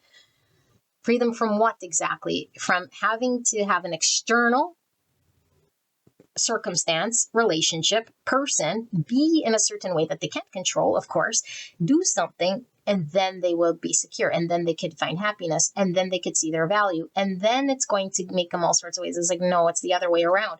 The transformation, the freedom comes from connecting to that, and which is true from within, connecting to that, generating that, supporting that through what we do and say. And so when relationship comes, it's like a cherry on top. When relationship comes, I can engage without sacrificing with myself, without diminishing my needs, without overdoing whatever, and allowing other to sort of overstep my boundaries, and recognizing my truest needs to be loved and to give love, and what that looks like, you know, but not from a place of like, I need another to do it. Otherwise otherwise I'm not worthy, or otherwise there's something wrong, or otherwise there's so many stories that can go in our mind, you know. But then it's like asserting one's needs of, if I am in a relationship, then here's what I'm sort of needing, and speaking one's voice and one's truth. So there does seem to be a lot of this high priestess energy pulling through with the 2. So it does seem to be very spiritual. It does seem to be the intuition that sort of blows up here. Even with this air energy, I'm getting intuition, which I don't normally, but it's because it's in the mind. Now, intuition doesn't sit in the mind, but that's the thing. It's like figuring what's the mind, because that comes with a bunch of fear stories. The mind is telling me worst case scenarios. The mind is clinging to the narrative. The mind is going to keep coming up with all of this stuff. And then the intuition is pulling through here, and it's telling me this stuff. So this person could be completely confused. What is the mind and fear? What is the intuition and the truth? Because the intuition is always truth, and the mind isn't always necessarily true. The mind is sometimes pulling the deepest fear, the worst case scenarios, and then trying to create some form of urgency. And then it's like, well, what are you acting upon? Are you acting upon the fear? Are you acting upon the truth? Are you listening to the intuition? Can you be still enough to hear the intuition?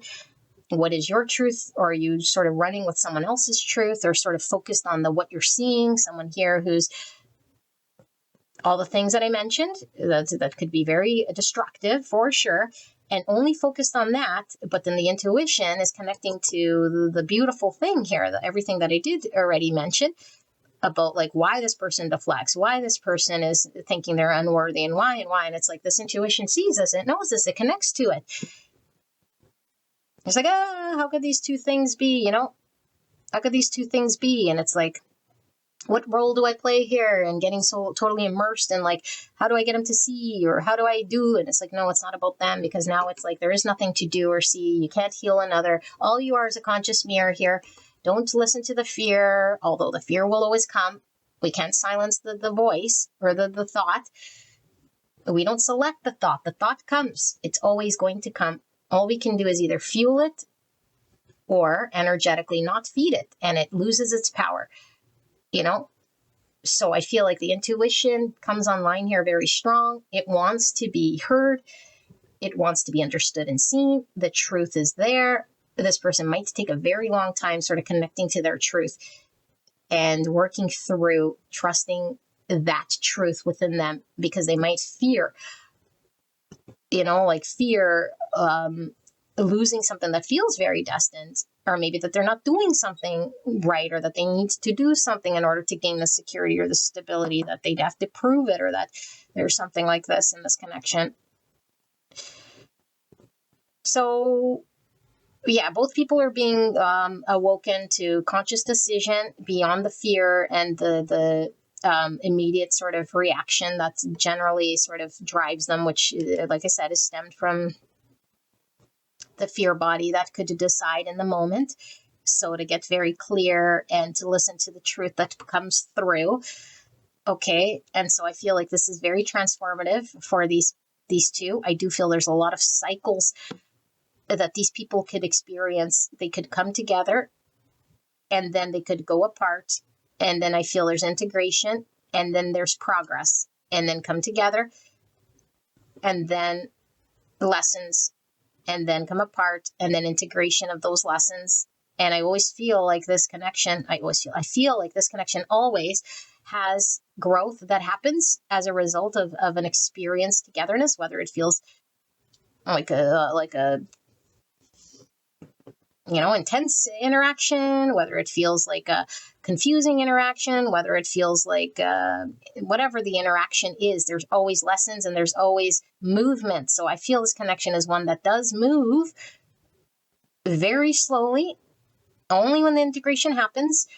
It could be very maddening, because when we think cycles, we think, oh, am I stuck to this person, stuck to this experience? It could feel like something that makes us feel like really sort of held back, or it could feel toxic. It could feel, all sorts of things people use to describe these types of connections. Not an excuse to stay in toxic relationships, because this isn't one that's stuck, meaning it could have periods where we feel really stuck because we're having to work through the devil or that fear or whatever. But once we do, it moves through a next phase.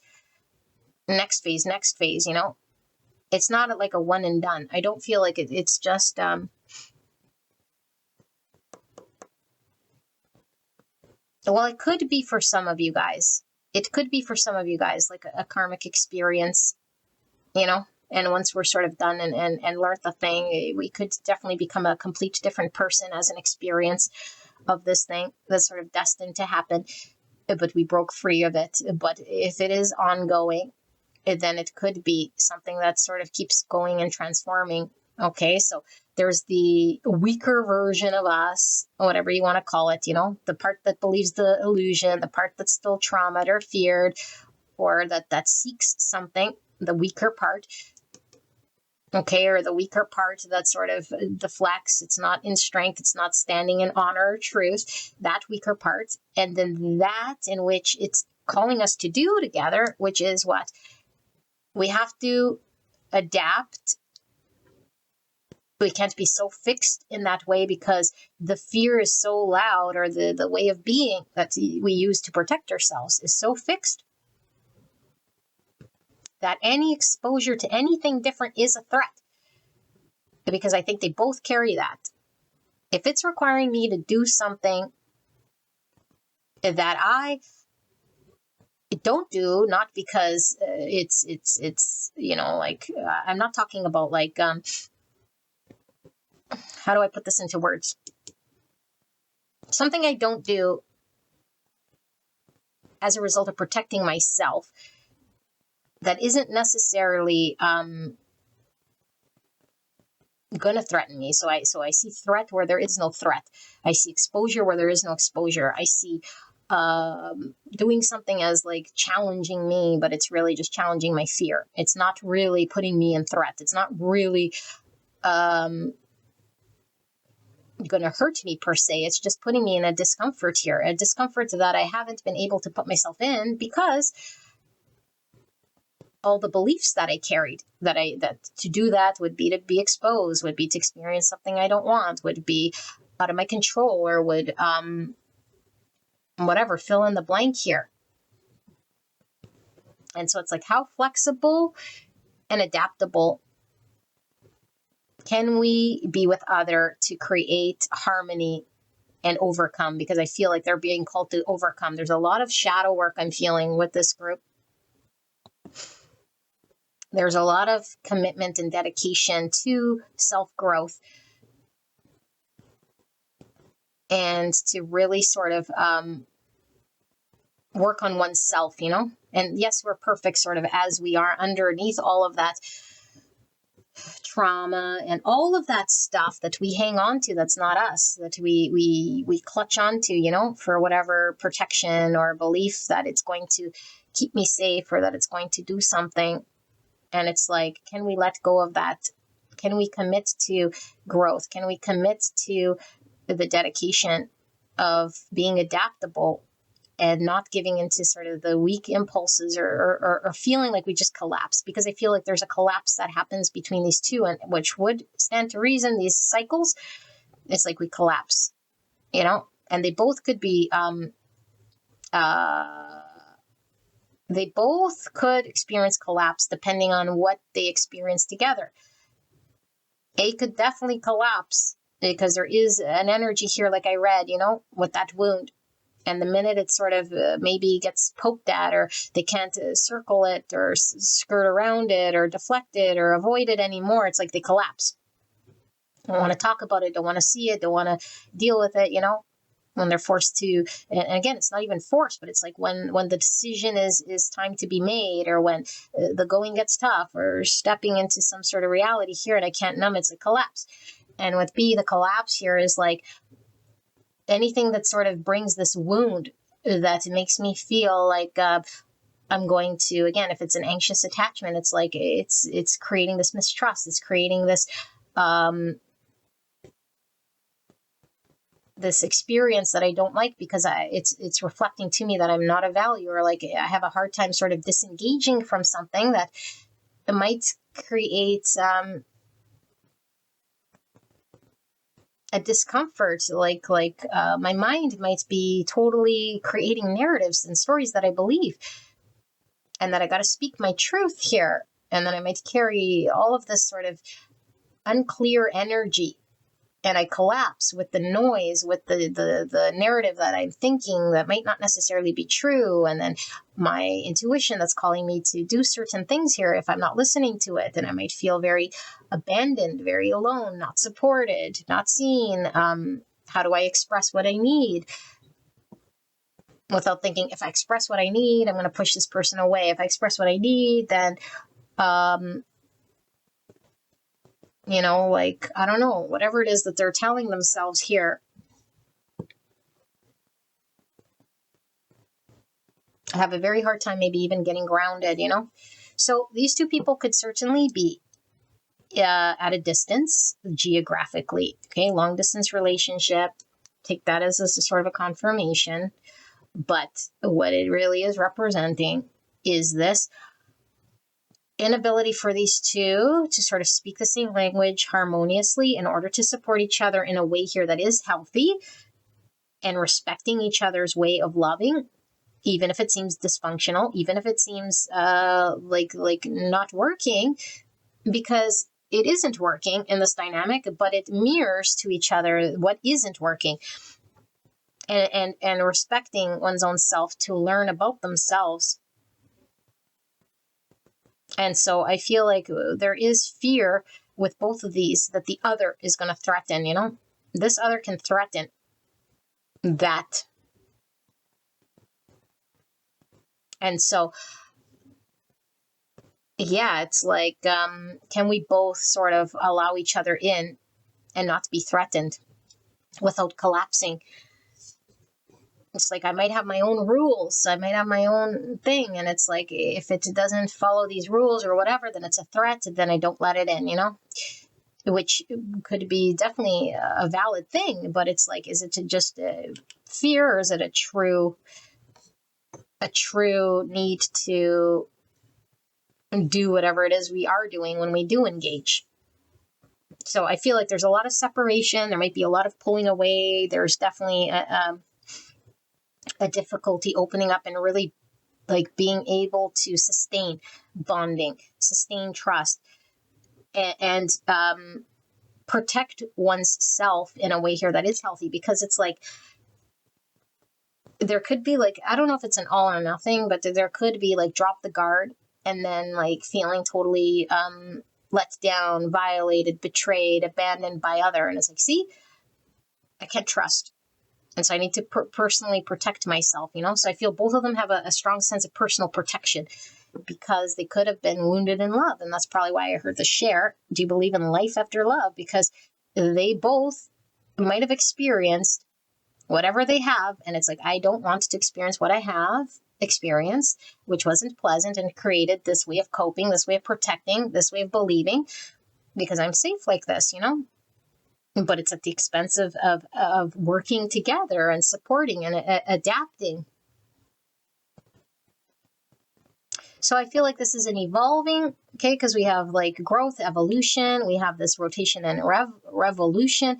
It's like changing these people at a core level, who they are, how they engage with relationship, but fundamentally who they are as individuals, And so it goes from maybe like really like choosing fear or subconsciously sort of reacting. And then the connection is like a mirror to say, are you consciously choosing a greater truth, something that is more true or aligned? Because A is definitely not seeing the great truth of what they deserve and what they are capable of. And they could stay there, And B is certainly like not seeing the truth of the depth of who they are without relationship, how strong they can be and what they can generate on their own without maybe too much compromise or too much fear, not asserting their needs in a way here without saying, well, it's going to cost me a relationship, or it's going to make me maybe have to do certain things in order to be welcomed or loved. It's like, no, that's the fear talking. And so they're both going to see greater versions of themselves. And I feel like this connection is not over until these two sort of learn this part,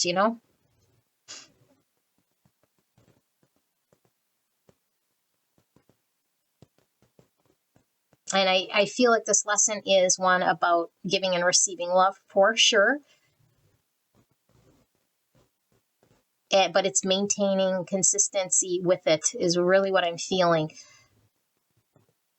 Because yes, maybe, there's peaks and valleys where we can open up to that fear a little bit, and it's like, oh, it feels good for all of a ham sandwich, and then I put my wall back up, or I collapse right away, It's like, how do we sustain giving and receiving love from the truest heart space without listening to that fear that kind of is going to creep up and fall back in old ways, essentially.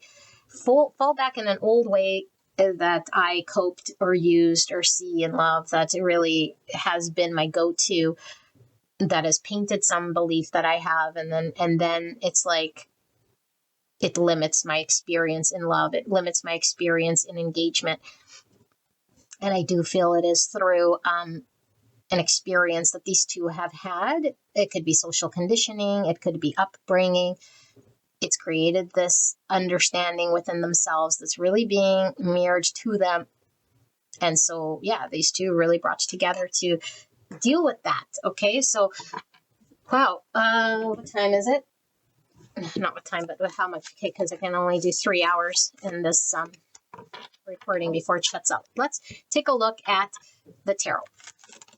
know, I feel like I channeled it pretty much exactly what was coming through, but let's ask, what is it that pile 2 and their person have been brought together to experience, to understand? What is the purpose? What is the greater meaning? Why has pile 2 been brought together with the person on their mind? What is the purpose of this connection? Clear and concise message for the greatest and highest good of pile 2. Spirit, please protect me and the viewer as I channel this message for the greatest and highest good of this connection. Pile 2, I'd like to thank your higher self, your person's higher self, spirit team, guides, ancestors, angels, interdimensional beings for this active divination. Thank you so much, spirits. What does pile 2 need to know here in regards to why they have been brought together with the person they came here about? Clear and concise message. Any questions pile 2 still has about this dynamic? Anything about this relationship, this connection, this situationship, this experience? A side story that is coming through this reading at this time. For the greatest and highest good of pile 2 and the person they came here about.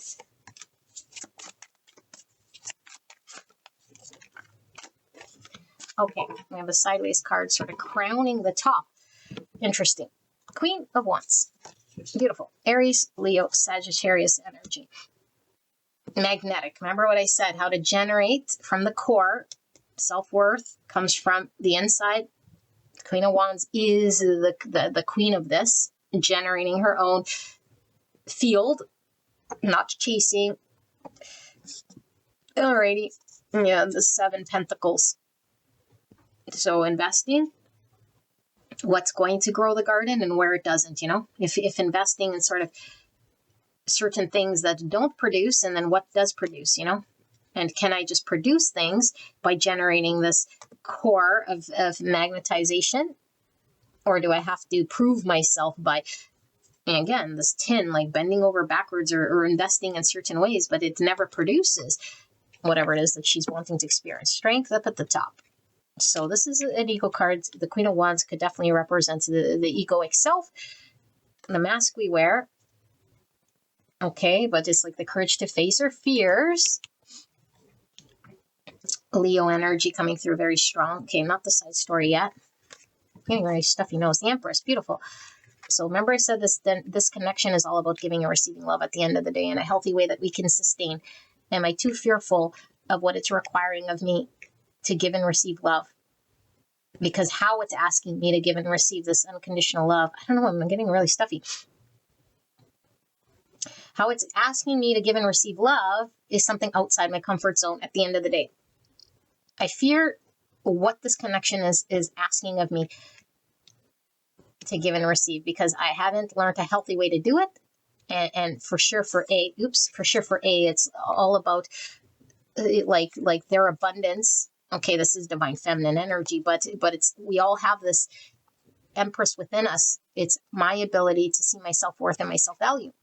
Then I can give and receive love in a healthy way. But if I don't see my value, if I don't feel unworthy, if I don't connect to abundance, like I said, I always see is like red, I don't see the green, then it's like I can't engage. I haven't learned, I don't know how to face the fear of the thing. So I cowardly run, deflect, avoid, and don't confront, you know, just the ego wins. 6 Cups, beautiful. Soul recognition. Okay, these two definitely with this destiny and the 6 Cups. So a soul contract that's brought us together. It's an innocence of love. This is the only thing that could really wake up this sleepy energy, you know, or like battle the ego, I guess, if you will, is this true innocence of love, giving and receiving. It's like very real. We can't pretend it doesn't exist, this true love, this innocence. And I do feel with the 6 Cups, it really talks about the childhood, because I think B develops some coping mechanism that they carry again, you know, in which they're having to, like I said, to find love or prove love or fight for love or of self-worth, and this whole thing, learning boundaries and asserting oneself, and it just being is enough to give them love. So they found some sort of coping mechanism as a child or something like this. Okay, and definitely A has learned this coping mechanism that they're unworthy for whatever reason. And so all this childhood stuff's coming up, but these two can trust each other, but I don't think that they know how, because all they've been experiencing in the mirror of each other has been challenging, has made them run, has shown them why they can't trust, And it's true, because they are experiencing challenge, because the other is deflecting and kicking out some sort of deep wound. The star in reverse, very stuffy. So Aquarius energy. Star in reverse could really talk about like losing hope, not having a vision, a dream, or a full, even like trusting in the divine flow of things to take us to where we're sort of needing to go, or the destiny of following our dreams. It's like giving up on our dreams or hopes, or not seeing how we could get there. Could be giving up on our childhood dreams, or the faith in ourselves to get there, The innocence is sort of gone, or like, I don't know, it's like pessimism as well. Like, I mistrust, skepticism, pessimism. Four of Cups in reverse. Pessimism, seeing what doesn't work, being in a can't-do energy, looking at the environment and feeling disappointed, dejected, or rejected, discouraged, emotionally dissatisfied. It's like, this isn't the life that's meant for us, but we have to sort of get behind it and trust in spirit and trust in something greater, which means sometimes trusting in trusting in experience, but it's too hard because it's disappointing. It asks me to face my fears and face certain things that is just, how do I do this?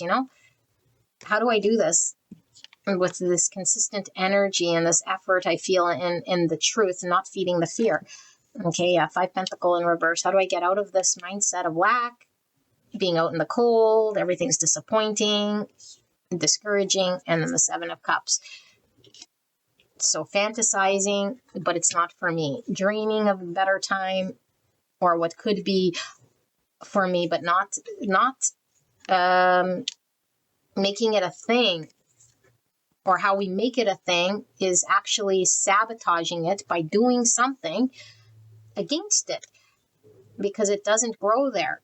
And we do this subconsciously, because for A, like I said, how they handle it, because at the core root is like not seeing their value. And so they'll keep feeding the thing that keeps reflecting back that they're not worthy of giving and receiving. And they keep sort of investing in the dead end thing, whatever these superficial pleasures or self-destructive ways. It's like, but if they were this Queen of Wands and believed in their confidence and magnetized to them all this big blessing that they're really being shown to the universe that they can engage and experience, but it's like, I'll just sort of dream about, fantasize about, but I don't trust myself to engage or dance with the universe to choose. This is this indecision as well. Keep things sort of murky here.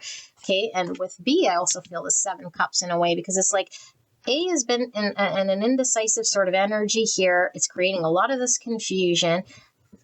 It's like, I don't see how this could ever be a thing. It's like I've given up on my hopes or my dreams. It's like, no, self-listening, lean into this. You can still manifest your dreams.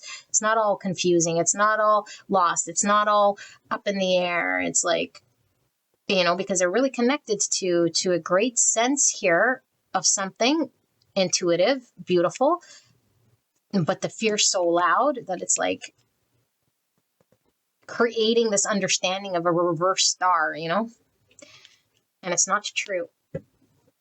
It definitely is not true. Let's see the side story. Chariot, integration of shadow, working with the universe, succeeding through moving through obstacles in a balanced way. Movement. It's also giving me this distance. Okay, so definitely, again, there's some long distance here. There might be a lot of travel to get to each other, but it's like the work that needs to be done in order for us to overcome challenge to come together here. Cancer energy, Aquarius energy, Aries, Leo, Sagittarius, and then Taurus, Libra with the Empress Okay, Six of Wands in reverse, which could be the ego death, or what we appear as success, or how we're seen by others, validated by others, celebrated by others, you know? It's like A is so defeated, no confidence in themselves at all. So it's like, I'll just do the thing here that keeps me believing in the small self. So I won't even put myself on stage. No way. Like, I don't even believe that stage is something for me, you know, where it's like, they could be valued, they could be celebrated, they could have success, they could have wins, they could have inspiration, they could have overcome certain things, but it's like, it's so defeated, so deflated, you know? It's like, overcome that energy. And with B, it feels like there's a need for them to find this self-appreciation and value that A is not going to give to them, because they can't even find the love within themselves. So it's like, another isn't going to prop you up. You're going to prop yourself up and learn how to do this. And that doesn't mean that you're not succeeding. This is finding how to succeed with the universe, not these fleeting moments of being seen by other. And then, you know, it falls flat here. Hangman, change of perspective. Pisces, working with the divine. So very much divine intervention, challenging our own beliefs, overcoming this stuff. Again, this transformation with the butterfly. You know, and this does talk about the periods of separation. So these two could definitely be in a period of separation, in which, like I said, is the integration period, where we start to see differently, or start to think differently, or it expands our consciousness, where we move beyond a shadow, or we integrate certain lessons because of a result of coming together, or a disappointment. Again, I experienced a disappointment. Again, I experienced disappointment. It's like, yes, and we will forever sort of keep hitting a similar wall unless we connect to something that is really truly going on within, rather than externally sort of feeding a beast of something that isn't validating. Okay, justice, karmic. And so in the reverse, I feel like these two are still currently working through a process of balance and a karmic experience. Okay, we have destiny here, we have justice. Interesting, because pile one had the wheel of fortune. Similar sort of thing. It's like the universe is coming online here to bring balance, to bring justice, for us to see truths about ourselves, and for us to put things right in our own world. And if we can't see it, then it's like, spirit's like, then we need an experience in order to see it. We need to experience what it's not in order for us to experience what it is. And so I feel like person B could certainly be experiencing a challenge with A, so much so that it's like, what is your truth outside of A? What is it? You know? And A could be really so much believing their illusion, so much so that it's like, you're seeing B, and it's like, but I don't see it, believe it. And I keep sort of keeping my illusion alive, but there's a greater truth, and Spirit saying, do we see the truth? Can we bring about balance here in our own world? Can we connect to self-love and resolve those untrue thoughts, forms, or stories, or experiences that kept us sort of in one mindset, wasn't allowing us to move beyond and challenge ourselves to think differently and express ourselves in a way that puts us out there on the world sort of stage, but not for a reason of being where we're going to find the value, but find the value in ourselves first. Because B has to find that or A has to find that within themselves, and then they could show up and they don't feel frightened or fearful or whatever. And B needs to find it in themselves, so that when they do come about, if they do experience unruly people or people who haven't found themselves, it doesn't automatically kick them into a storm of confusion and self-doubt. So the first thing is really finding one's self, finding one's empress, and being able to really sit comfortable in that. And I feel like they're not there yet. They're not seeing the truth of themselves yet. Okay? Cancer, Libra, Cancer. Like I said, Aquarius, and Aries, Leo, Sagittarius. So, pile number 2, this is your reading. I hope this helped you. I'll see you at the next one. All right, bye-bye.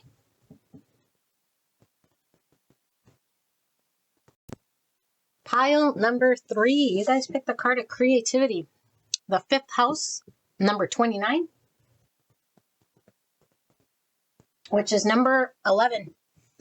I did send pile 1 over here. I don't know how it connects. It could definitely be, but if you were called there, then maybe take it as confirmation, but we'll see. Okay, only if, of course, you're called. We're looking at you and the person you came here about, and what was the reasoning behind the universe bringing you two together. What's the main purpose, or are there many reasons?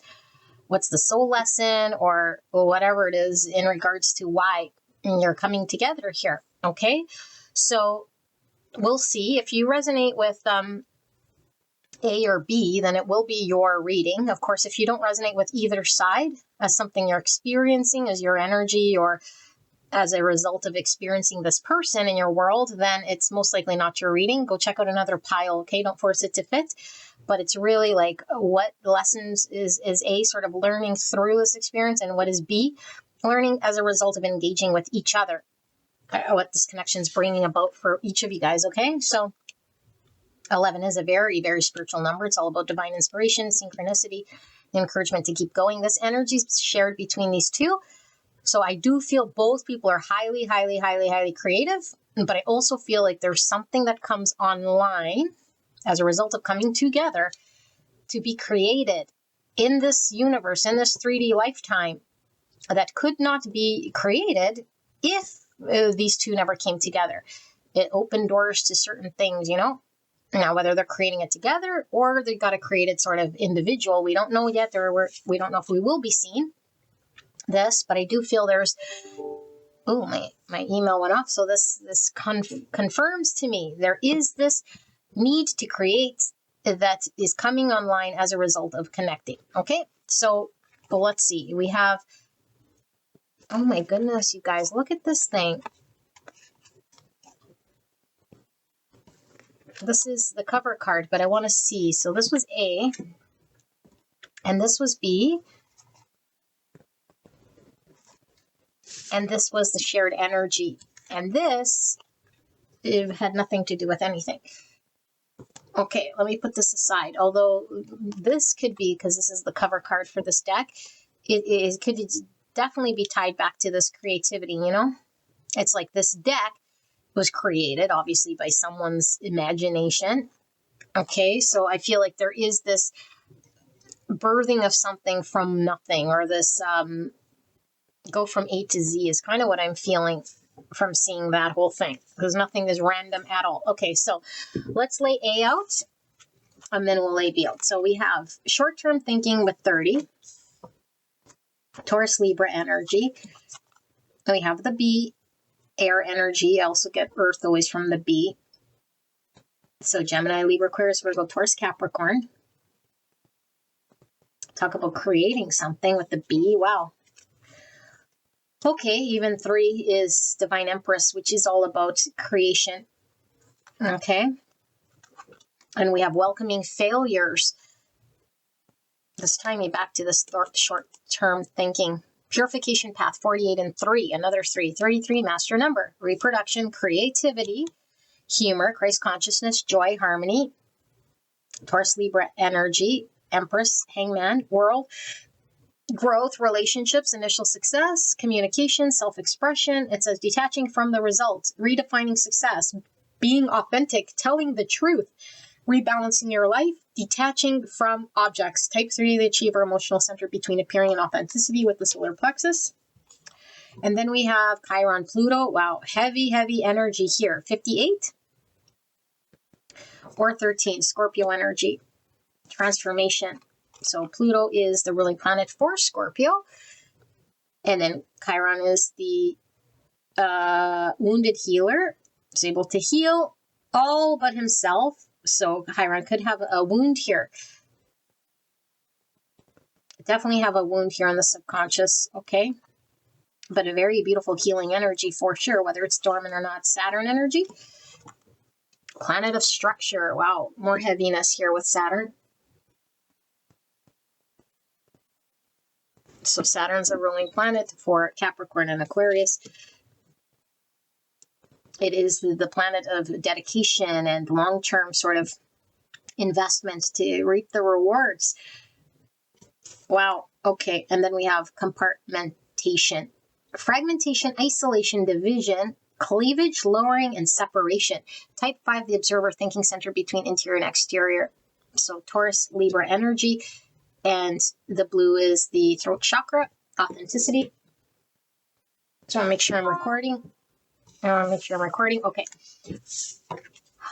All right. Let's take a look at B before we begin to channel them individually. So we have impact 26, or the number 8. Leo energy and Aquarius. And then we have fish.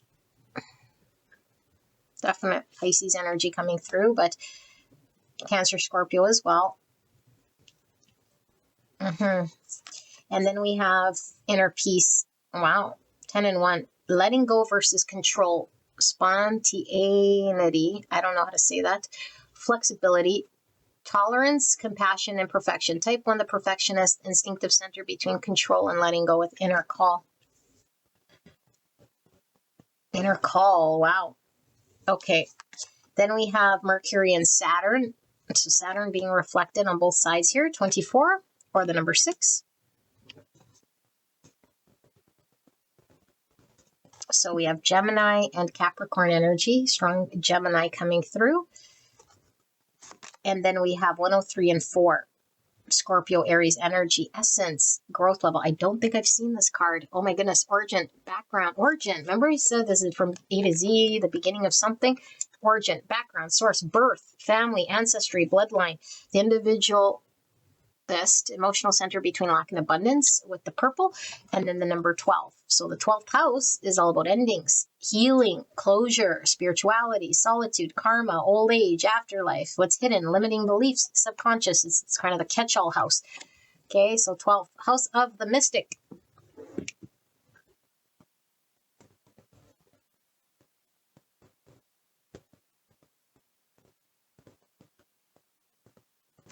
House of the mystic. Wowzers. So shared energy. 5th house. 5th house is of romance and love. It is that of affairs, play, of course, creativity, fertility, which is the birth, childlike spirit, joy, self-expression, drama. Okay, and then we have soul, 37, or the number 9. The energy of the soul activates our connection to the part of us that is closer to the higher realms, God or the divine. Wow, amazing. Beautiful. And what is God? God is the creator of all, you know. This is very intense here. We have calcification, number 64, which is 10. Another 1 coming through here. 1 is the new beginning, creativity, potential opportunity. 1 is will, individuality, pioneering, and independence. Calcification is exactly as it sounds. Potentially something that has become sort of stale after time, or like a stagnation, or like a block to something, you know, that it needs fire energy. So like when something gets warmed, it sort of loosens up. Like if we're thinking something's calcified, but you heat it up, it becomes pliable in some way, you know. And what's fire? Fire is creativity. Fire of life is the passion, is the driver, the intensity, to the will to do. Okay, resin, wow, and calcification. So something's stuck here. 38, or another 11. 11. A lot of you guys could be on a twin flame journey, okay? That's definitely comes through here if that's something that you're resonating with. A mirrored soul that could be reflecting something about your soul back to you. But the resin does talk about something as we remember it from the past. Okay, but could be past life, a self that is sort of untainted here, stuck in the resin, you know, untainted, unimpacted, but is sort of calcified or frozen in time or something like this. Wow. Interesting energy. Success. 3 and 84. Happy event, growth levels, achievement, happy event, luck, winning, prosperity, good fortune. Type 3, the achiever, emotional center between appearance and authenticity with the solar plexus. And you know what? Sorry, I'm just trying to find a way to maybe do this.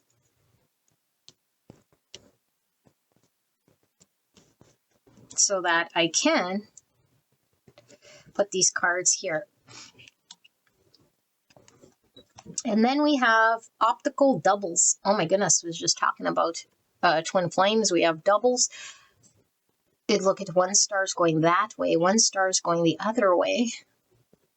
Optical doubles. I'm going to read from the book what it does say. I'm getting Aquarius energy from this. Let me grab the book.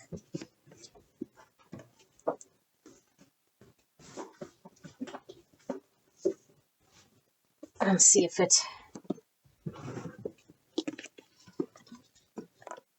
opens up the door to more information here. Okay, so it says illusory harmony, contraposition. There is no darkness or lack of light, just different paths to be traveled.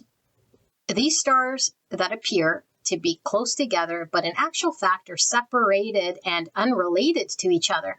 They only appear close because of perspective effect. One is closer and the other far away. And despite the visual effect, there is no relationship between them. At first sight, they seem to be very close to each other. However, this optical effect is only created when looking from Earth. As if we were to view them closer up, then we would find that they are separated by a great distance in space and are not gravitationally linked to each other. In truth, they do not share the same path. Their existence are destined toward opposite directions. Change is never painful. Only the resistance to change is painful. Wow. Strong. Strong, strong, strong. Okie dokie. Let me sit here with this energy and really tap into what Spirit is talking about here, okay? Between A and B. So you guys can skip ahead. I'm going to drink my drink so I can get into the yappies.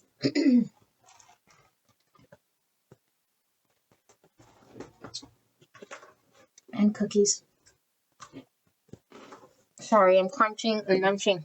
I don't normally eat when I got cookies. Okay.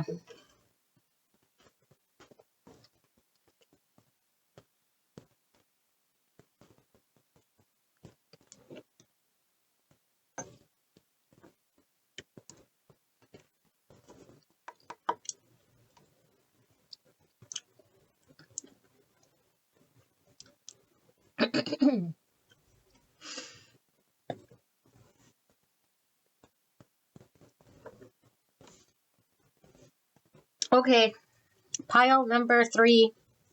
This could be a little bit triggering, okay? I never intend readings to be triggering, but when they are, it might show us certain parts that we're still needing to work through or understand about ourselves. Because like this card said, when we go through change or when we're going through whatever, the only pain that's created is the one of resistance. If we accept things, there is no suffering. Only the resistance creates that discomfort, you know? And so if we feel uncomfortable, then there's something here we're resisting. Could be something, okay? Now, I'm not saying I'm the be-all, end-all, and this is the truth, but if you resonate with this reading, then Spirit has a message here for you, okay? Don't take messages that are for you. This could be for someone else. You got to resonate with one side being your energy. If not, then it's not your pile, okay? So we have Taurus, Libra, heavy Taurus, Sagittarius, Scorpio, Capricorn, and I don't know if I said Aquarius here, okay? I do feel earth and air, okay, but mostly the signs that I mentioned. For this other side here, we have Pisces, Leo, Aries, Scorpio, Virgo, Gemini.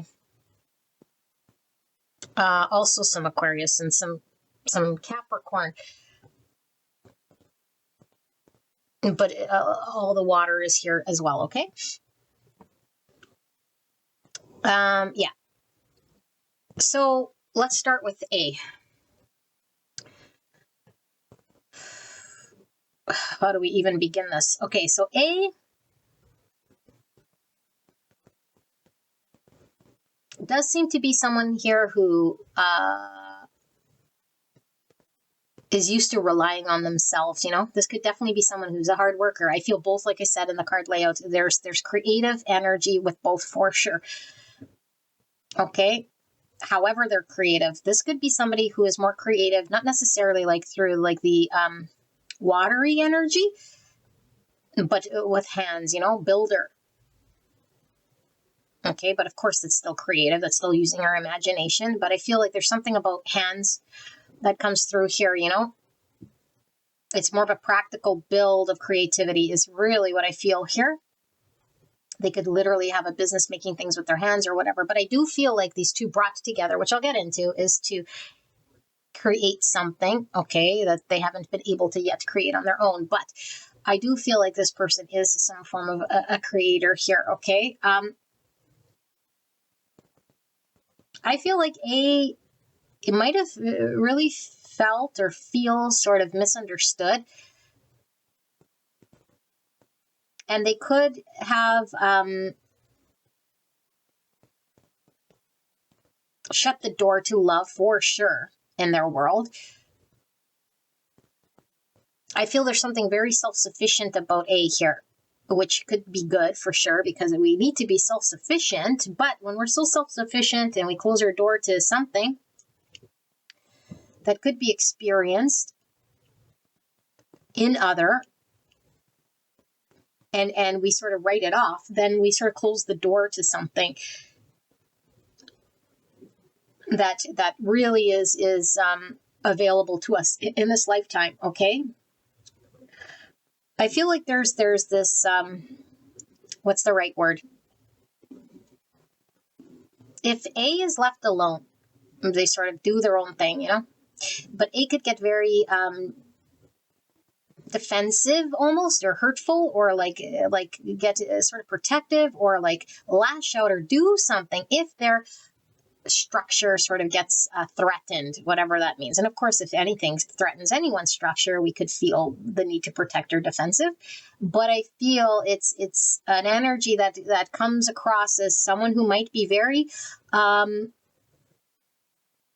difficult to work with, even if they say that they are workable, or even if they seem like they like to work, or even if they seem like something. But it's like, yeah, but the reality here is when someone tries to work with this, with A, they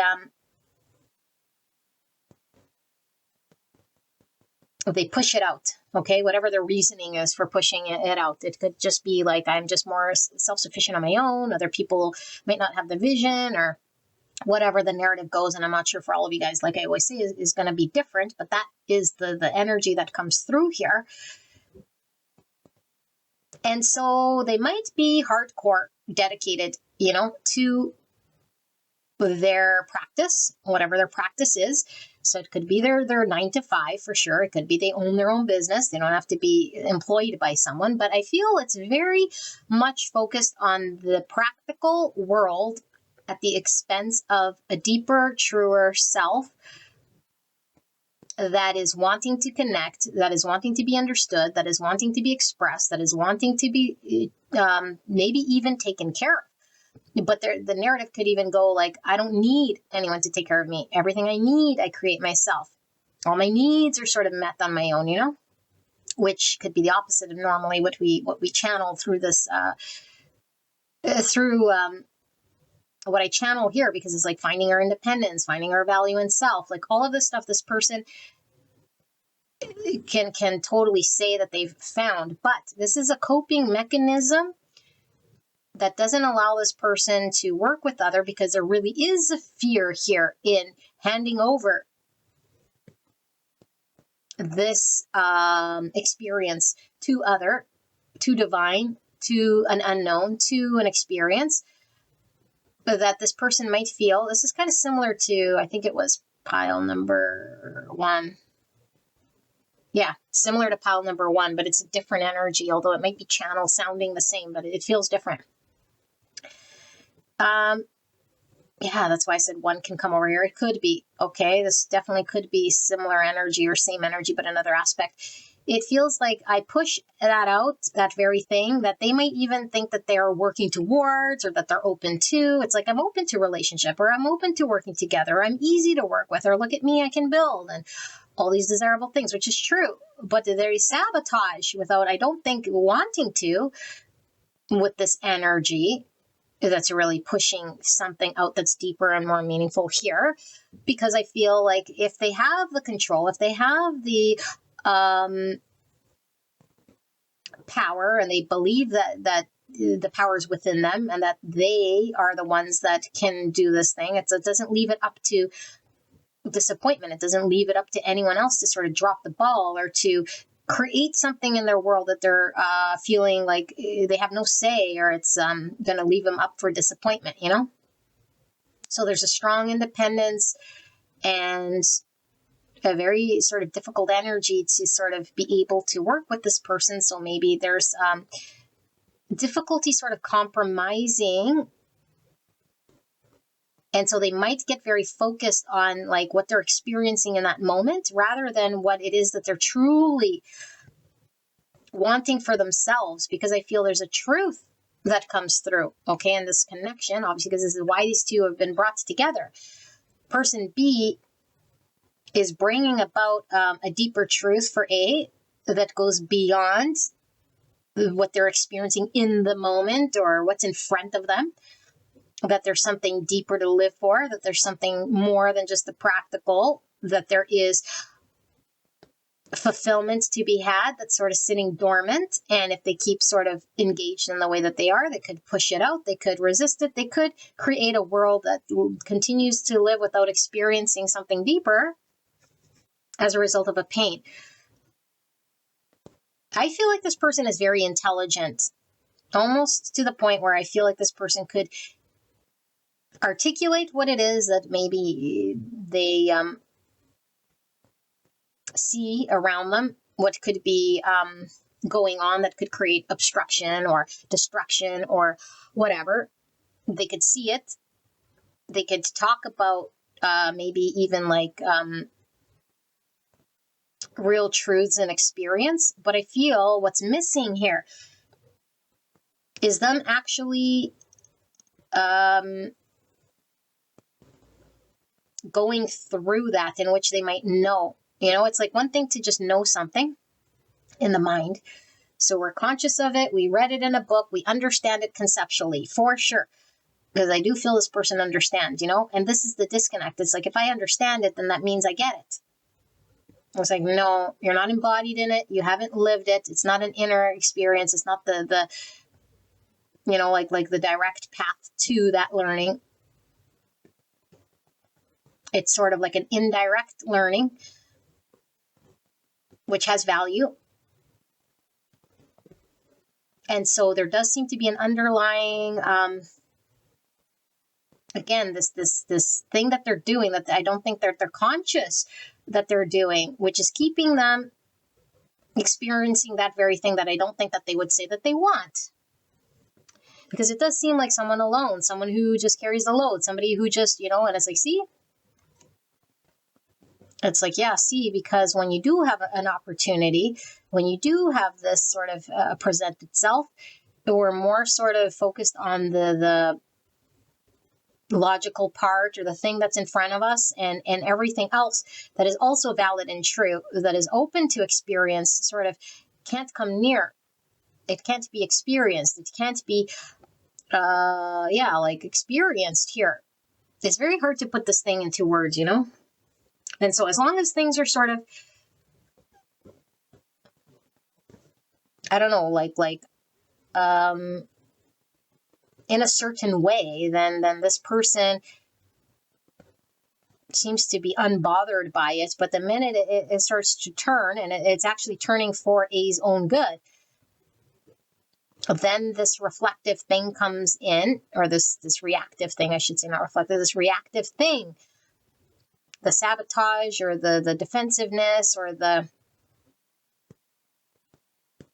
thing that they're really being called to look at. That's the destructive thing that doesn't allow there to be growth. That doesn't allow there to be more to the build of themselves.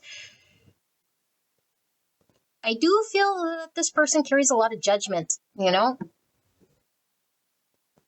And this is what happens when we sort of know more, you know? Because what happens, the ego, whatever you want to call it, the identity, the version we create, that is ego. The version we create of ourselves now utilizes more information as a weapon. And that's exactly what happens. That's why we develop spiritual egos. That's why a lot of these more intelligent people could definitely have more intricate egos, you know? It's not just like, it's like, yeah, like there's a lot of information this person can utilize without knowing. And then the ego goes in back doors and uses this information in order to justify and prop it up and keep that ego alive, because the ego does not want to disappear. It wants to uphold its belief, because it really is trying to protect itself, you know? It's trying to maintain itself, even if it's actually destructive to happiness, even if it's destructive to what this person wants to experience. So I feel there's a judgment, but I feel like it stems from a judgment of self, because when we judge other, we have to carry the judgment ourselves. We're struck by the lightning of judgment first. The thought has to come through me first. And so there's something going on within me, and then I project it, you know? So there's a lot of this judgment and energy. And it's not that this person, because when we hear judgment, we might think they're looking out there saying like, bad, bad, bad, bad, bad, bad, bad, you know? But it's not necessarily. Judgment is a preconceived idea of what something is. And especially the more we know, it's like we could just make a judgment call. It's like, it's very, this person needs to be humbled that they don't know. That in the present moment, things could be just not as they seem, you know? So that experience is to be in the present moment with what's unfolding without sort of labeling, judging, being overcritical, carrying all that. But of course, if they're doing that with their environment, rest assured they're doing that within themselves. So it's not pleasant. It feels very heavy.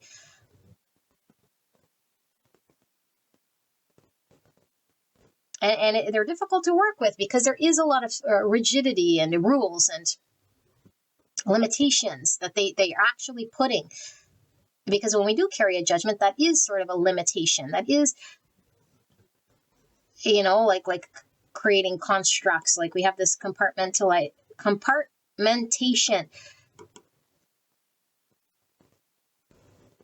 And they might go about in their world sort of putting things into boxes or labels so that their mind can understand it. And the mind does this, you know, to feel safe. This is that, that's that. It's like, I use that analogy of like when I say bird, the mind will have to come up with the bird that it always comes up with when someone says bird. It could be a sparrow. It could be like a pigeon we always see, you know, or like, I don't know, a dove, whatever, when I say bird. Meanwhile, it could be, like I say, this eagle with like these talons and this like broad wingspan, and it's like orange bill, and like we were just picturing a sparrow. And so when we hear something, it's always removed from what it actually is. And so why I say all this is because this person, A, takes that sparrow, that label, that judgment, that mind story, that truth that they're thinking is true, and then they run like it's true, and then they create their reality. And so there is why these two have brought together. This person is seeing beyond their limitations, beyond their judgments, beyond these rigid rules, seeing how to work with other, move beyond themselves, you know, like really see beyond themselves and what they can build, because they'll forever be sort of limited, and their creations will be limited, because what we could create with others is usually a lot bigger than we could create on our own, you know? Or when we broaden our horizons, when we're not limited by labels and thoughts, the creativity opens up. We create a lot more. So I feel this person is very practical, very responsible. They might pride themselves on being on time, do the right thing. I'm a good person, you know, and all those things. And that's great. Hard work, determination, nose to the grindstone. Just like, okay, there's like other things here that could be happening as well, you know? It's very much 3D focused. It's very much, and then thinking like, because I read spiritual books, but you're still in the 3D. It's like, it doesn't make you more spiritual the more you read. It just means you're broadening your 3D-ness because you know more. That's still 3D. Knowing in the mind, that's 3D.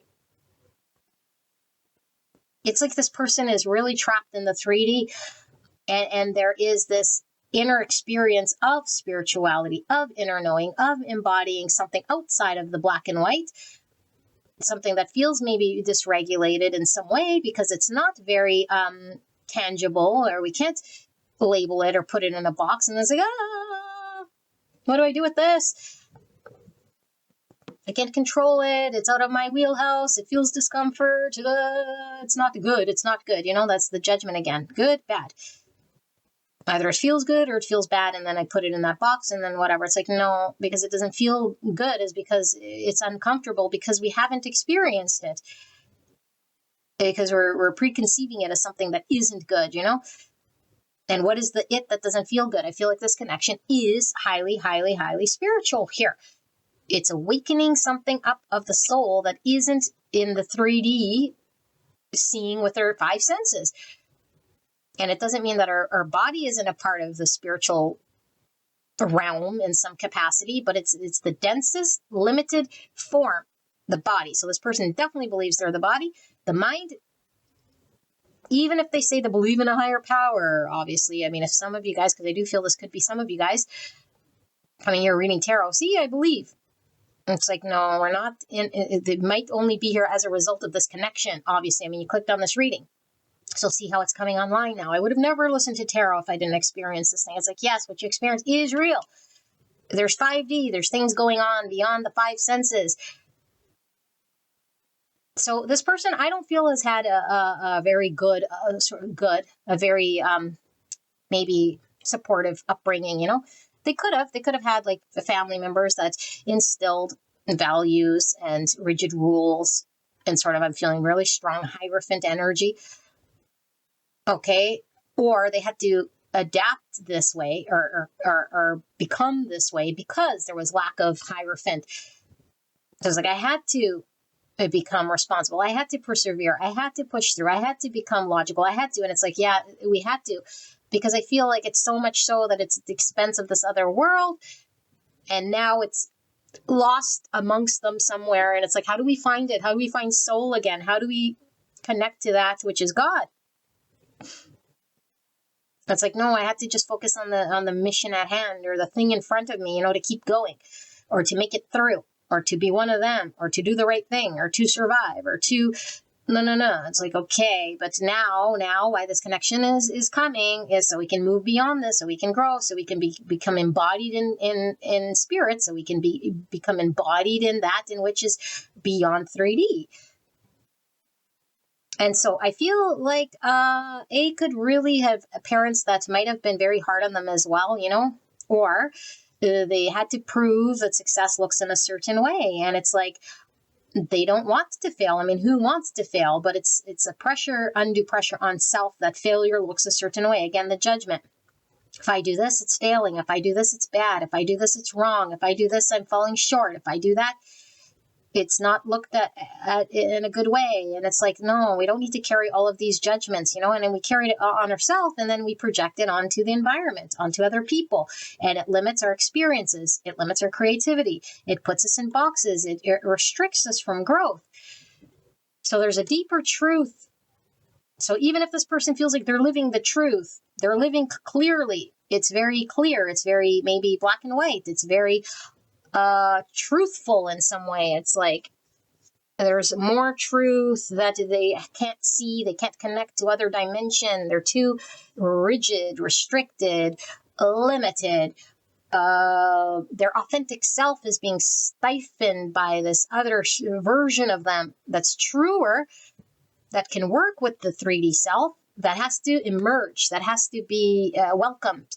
Okay, now I say have to, because then that means it's their whole self. Then it means their authentic self is being welcomed, not being silenced, not on the back burner in case it fails, in case it doesn't work. And so the only ideas that they're able to present are very limited ones. even though it might be seeming like a dedication and like they spent all their time and their energy into that idea or that profession or that creation. It's like, whoa, imagine what they could create if this other side of them was welcomed, if this other side of them was able to creatively expand and grow and give life to it. So that's why this connection is coming online, so they can grow, expand beyond the restriction of their 3D focus and what they can create and generate. It's very limited. And it is short term, because what is short term? The form. The finite body, what we can create and manifest in the 3D is short term. The infinite, the soul, the spirit, the 5D, and all of that still remains the consciousness when this body dies out, you know? And we're not just that in which we're manifesting right here, and then it dies away, and then it's sort of gone, you know?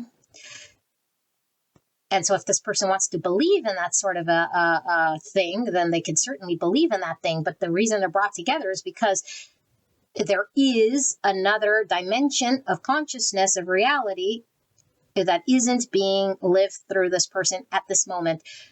Greater spirituality. But it requires seeing through the judgments and what they carry as a belief of what is true, because they know it in their mind, and everything else is sort of fantasy, doesn't exist, it's not true. I don't know. It's like, it's kind of like that saying, you know, it's like, how does it go? It's like, I don't believe it because I don't see it. It's like, well, you don't see it because you don't believe it. You know, it's like when someone is just like neutral, they will learn more, they'll see more. But when someone is like anti that thing, they'll never see it. If they're like an atheist, you know, it's like, okay, well, then they're anti. But if they're just agnostic, like, I'm just like open to what is like available to see it, but I haven't seen the proof, but I'm not against it. It's just I haven't. That's more neutral. And so I feel like this person is fighting against the thing in which they're being called to see and experience. And so they could be threatened by this person B, you know? Every time person B's around, this other side comes about that I don't know what to do. And it's like, you know? This could be somebody who is a very busy bee, is somebody who keeps themselves busy so that they can sort of... I don't know, like have this sort of thing filled, but it's like it feels empty because it's never going to come from empty, shallow sort of actions. That in which they could experience can only come through connecting to soul, connecting to spirit, connecting to something deeper and greater meaning. And it's like, oh, just get more busy over here. It's going to be someone who drinks a lot of coffee. You know, maybe someone talks a lot. And if they don't talk a lot because they're so focused on the thing at hand, it's like they miss the whole world around them. And tunnel vision. This is someone who is very driven, you know? If you give them some aim, they're going to aim there and they're going to stop at nothing to get it. But it's like, whoa, it's like they missed the whole point, you know? It's like smell the roses.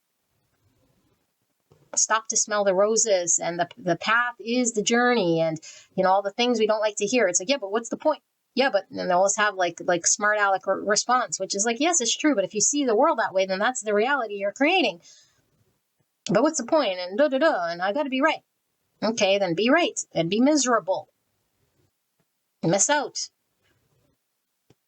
But the only thing that's paying the price is them, because they carry this heavy overcritical energy of within themselves, but then they project it that the world is like this, you know? It's like, no, we're going to only see what we carry. So if the world seems heavy, if the world seems stupid, if the world seems limited, if the world seems oblivious, if everyone else seems lazy, it's like that's because that's a part of us that we're suppressing. Not saying that this person is lazy because they're doing the opposite, but it's like we too could be lazy. We too could do this. It's like I fight against the things in which I am. It's like, no, you too are lazy. You too are stupid. You too are those things. Yes, you're also intelligence, but you're all things.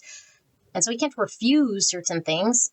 It's like they fight certain things that they say aren't them. And if I see it in other, it irritates me, you know?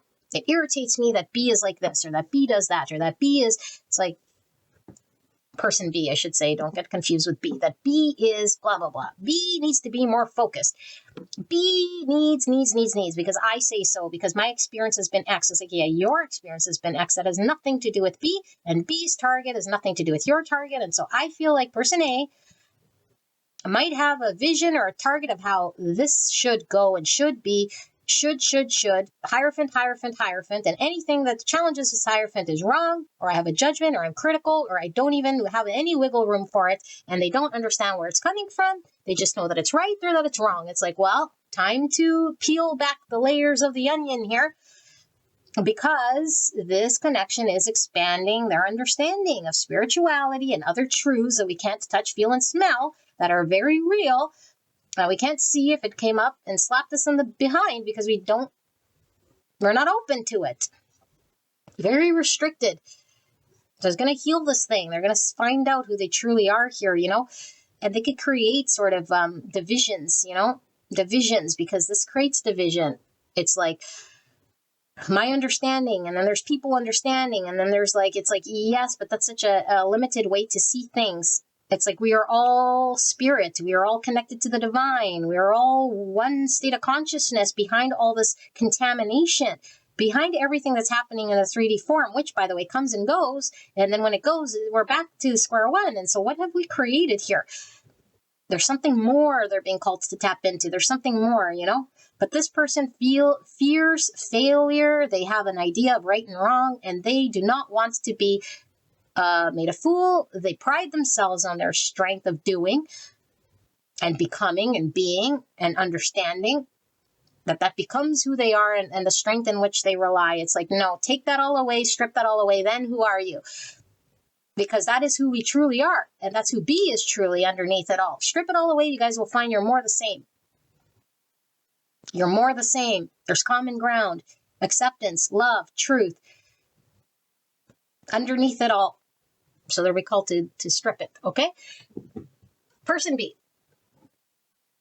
Person B does seem, okay, because remember, I'm reading it sort of as how they interact with each other, because I feel like A, it might seem that way to B, And A might see B as someone here who isn't targeted, or who is still maybe like this fish, It's like, it's like...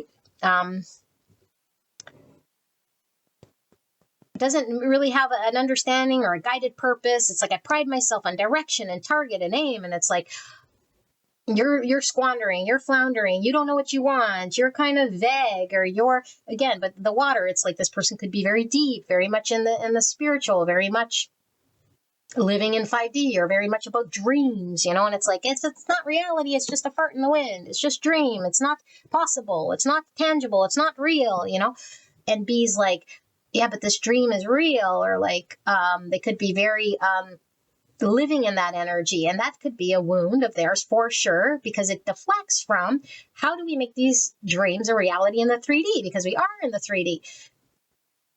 And when we are living in this fantasy land, let's just say, of the 5D, so I could see why these two are brought together, very 3D, but it was very 5D. But when we are in fantasy land of the 5D, which is very real, by the way, and we could definitely be there, there seems to be a need to ground it into reality, to have an impact in this 3D, because we are here, to make something and manifest something, as the magician, as above, so below, as within, so without, to create here.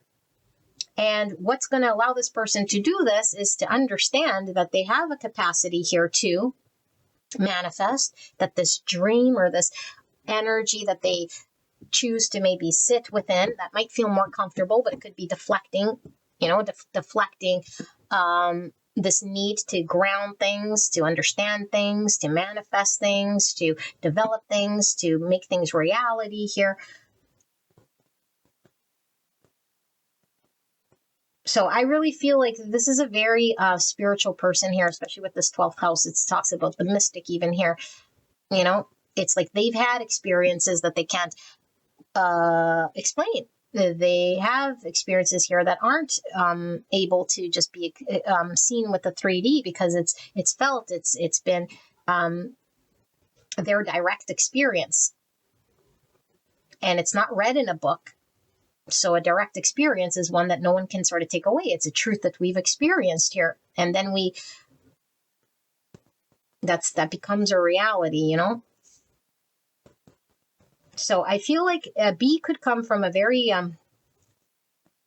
strong family lineage here of mystics, be born with spiritual gifts, and it could have been dormant for sure until they were sort of connected. So this connection, regardless if they've always had spiritual gifts or have always been sort of mystic in some regard, this connection is developing this further. It's like gifts that were dormant, developing the psychic ability or the healer within or the mystic within, or this connection to spirit that it grows as a result of these two coming together.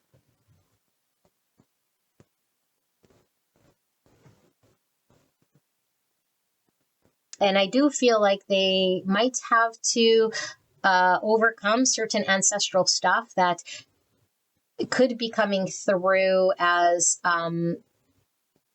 lessons that they're closing out, or it seems to be something that they are carrying the torch with, or I don't know how to put it into words, but it does feel like it's their bloodline, their ancestors, and then it's like their opportunity in this 3D lifetime to sort of take where it's left off and manifest something different, close out certain things. It's like all of this buildup has led to person B having this impact in the 3D to drive this spiritual energy into reality, like real 3D practical experience here.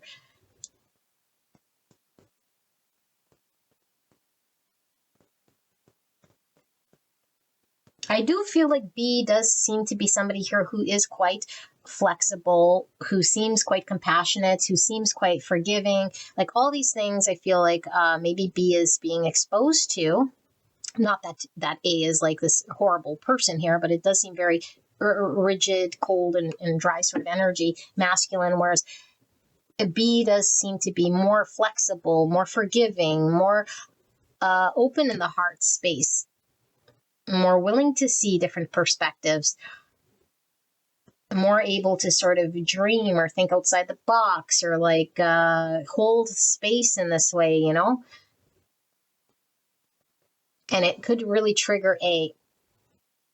And B could really sort of think that they are not, like they could develop this thing that I am not, I don't know, of the 3D, or there's this spiritual realm, and this will never be something that could tap into the 3D or could be done with me. But it's like, no, that could also be a lie, because there is no limitation, and this person is meant to have an impact, and we can't sort of impact when we're just sort of sitting on a hill being at peace or connecting to the divine somewhere. Like, yes, we could impact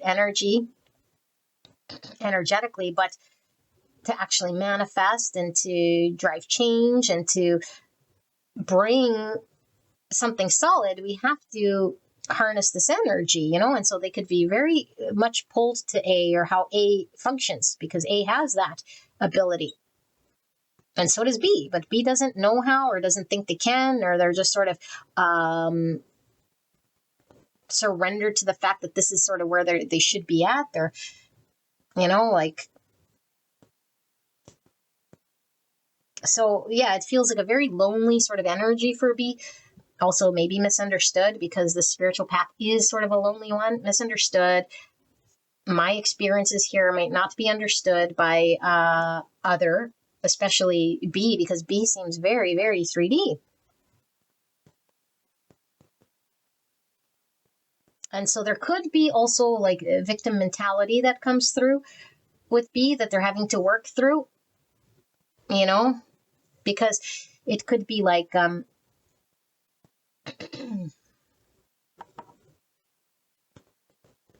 preconceived understanding of what they've experienced, and then it's like the reality, and these are my limitations.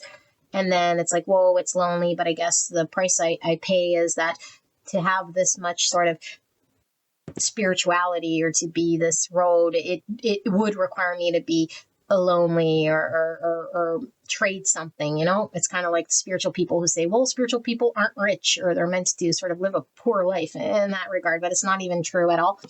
It's like, no, who said that? And why do we believe that?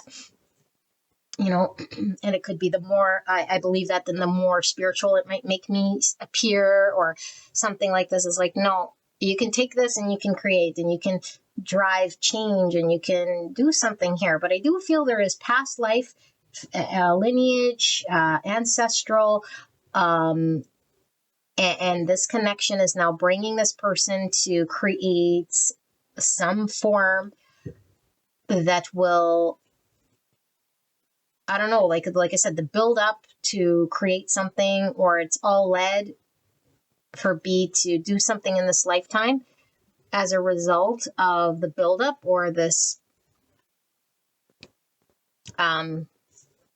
place in which they're at.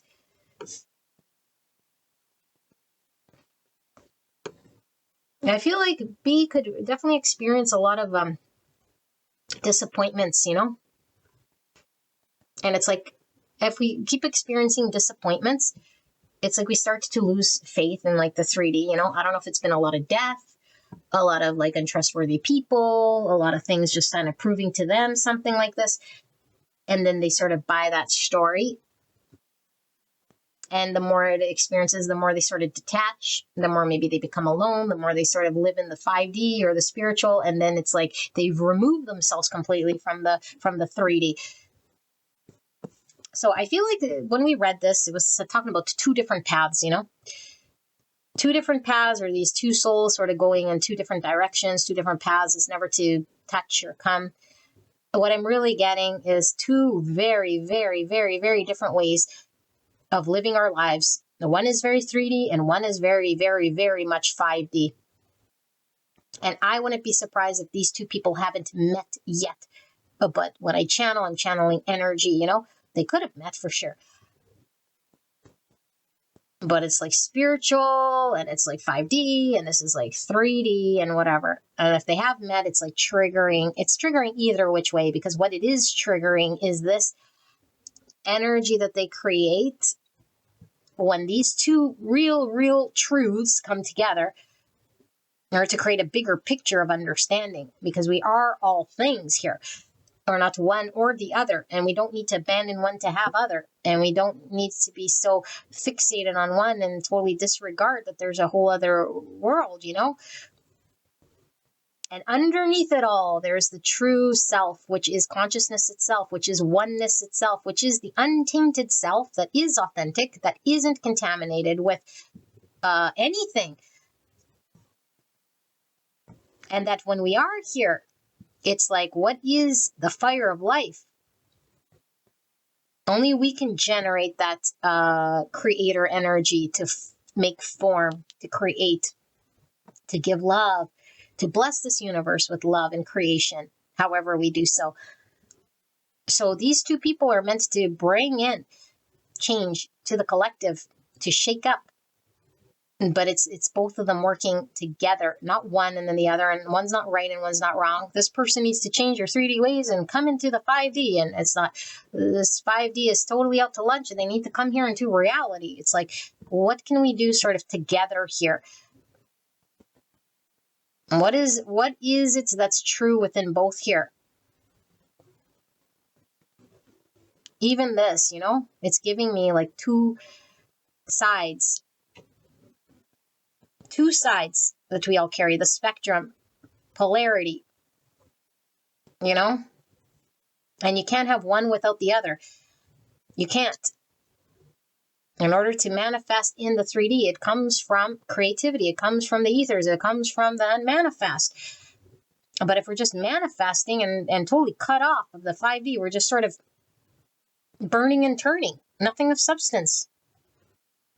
So there is the origin, the truth, the creator, which is love, which is pure, which is consciousness. And then there is this harnessing this energy, is this life force energy, this creative power that we have, of the divine creator to manifest in the 3D and create what we need to. That is bringing the soul down here to the 3D. And this is why these two have been brought together, because they both carry these two sort of polar extremes, and they might speak two different sort of languages here. It might be very difficult to understand each other, you know, or just write it off as that's that person, and then I don't have it, or I don't understand, or that's not how I function, or that's not within me, or it's like, no, actually, you guys are a lot closer than you think. There's a lot more similarities than differences. The only differences we're experiencing are the ones that we've created and carried upon ourselves, and that's the thing that's being called to see through. That's the thing that's being called to sort of break away here. And that no matter how much we carry that understanding or get busy in that world, the 5D world or the 3D world, we could add a whole bunch of stuff in that world, attach to so much, experience so much. When we strip all that away, the core is still untainted and true, and that is the thing we're meant to connect to. So I feel this connection is one of deeper truths we find within ourselves. You know, it's really connecting to a deeper part of ourself. And this is where this creation energy is being called to come online, because in order for these two to create their next thing, whatever it is in their world, because I'm not sure what it is exactly for all of you guys, it's definitely something different, but the creation itself that can only come from that place is sort of dormant, locked behind lock and key until we tap into that thing, and then we can create the thing. So I feel there is, with this card, I'm getting a lot of mixed energy, okay? 3 is all about giving and receiving love. It's Divine Empress energy, knowing our self-worth, how to give and receive, like I said, is the true definition of being open to love, okay? But Divine Feminine is this receptive energy, okay? And then this yellow, which gives me the solar plexus, which could be completely sort of, depending on if we're awakened or not, this solar plexus could be one that either we utilize for the ego, or we utilize love here for empowerment in a way that allows us to flow in the direction of giving and receiving in its highest capacity. It's like I use this fire energy or this will or my ability to love to create either for the good or for the bad. And what's the good and bad? There is no good, bad, but it's alignment, truth, clarity, or illusion, separation, distortion, lack, judgment. You know what I mean? And so it's up to us when we see through it. And so I feel like there's a having to see through the illusion of the ego, an illusion of seeing through that, in which I feel B's like, I feel B has a lack of self-confidence in themselves to have success in the 3D, and they could write it off as, well, that's just 3D, or, well, and yes, 3D for sure, but it's like, it's easier to just sort of, I don't know, like write it off as something that's not for them, or that they're not ambitious, or they can't create, you know? And I always hear like people say, this is just one example, like, oh, sales, no, I'm not in sales, or sales is not for me. They're not a salesperson, you know? And it's like, no, we all can sell things, but it's like we're uncomfortable with that in which we haven't experienced, you know? Not that everyone needs sales, but that's a perfect example. It's like, woo, talk to people, sell things. I couldn't sell ice to an Eskimo or whatever. It's like, no, actually, you just haven't experienced like putting yourself in the position, because sales is just selling yourself. It's believing in yourself, you know? And so I don't think that B believes in themselves in the 3D, but it's like, yeah, but if they could 5D you all day long, you know? But it's like, okay, so what?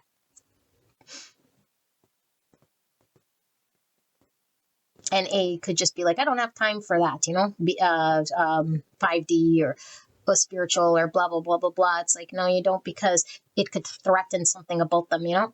There was this whole other world that they didn't see or understand, and they're too intellectual here. And it's like, whoa, then I'd see something that I was missing that I couldn't, because then I was failing, or I wasn't doing everything. Like, they have to know all, be all, otherwise they're failing in some way. So it better not to be true, because I haven't experienced it to make it true. I don't know how to make it true, so therefore it doesn't exist. No, it exists. It's very real.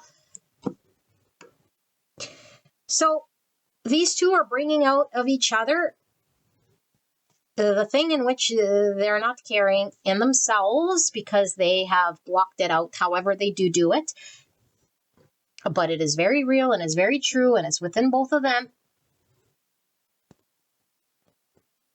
And I do feel like this is a gradual sort of warm up to the truth, you know? It could almost feel very slow, like death by a million paper cuts here. It's like before things break away, before we see the aha, before we finally see the bigger picture, before we finally can embrace all that is and see both spectrums or the full spectrum, both sides. And before we get the big picture, you know, and it takes a lot of humility to say, I see all that, what I wasn't seeing on that other side.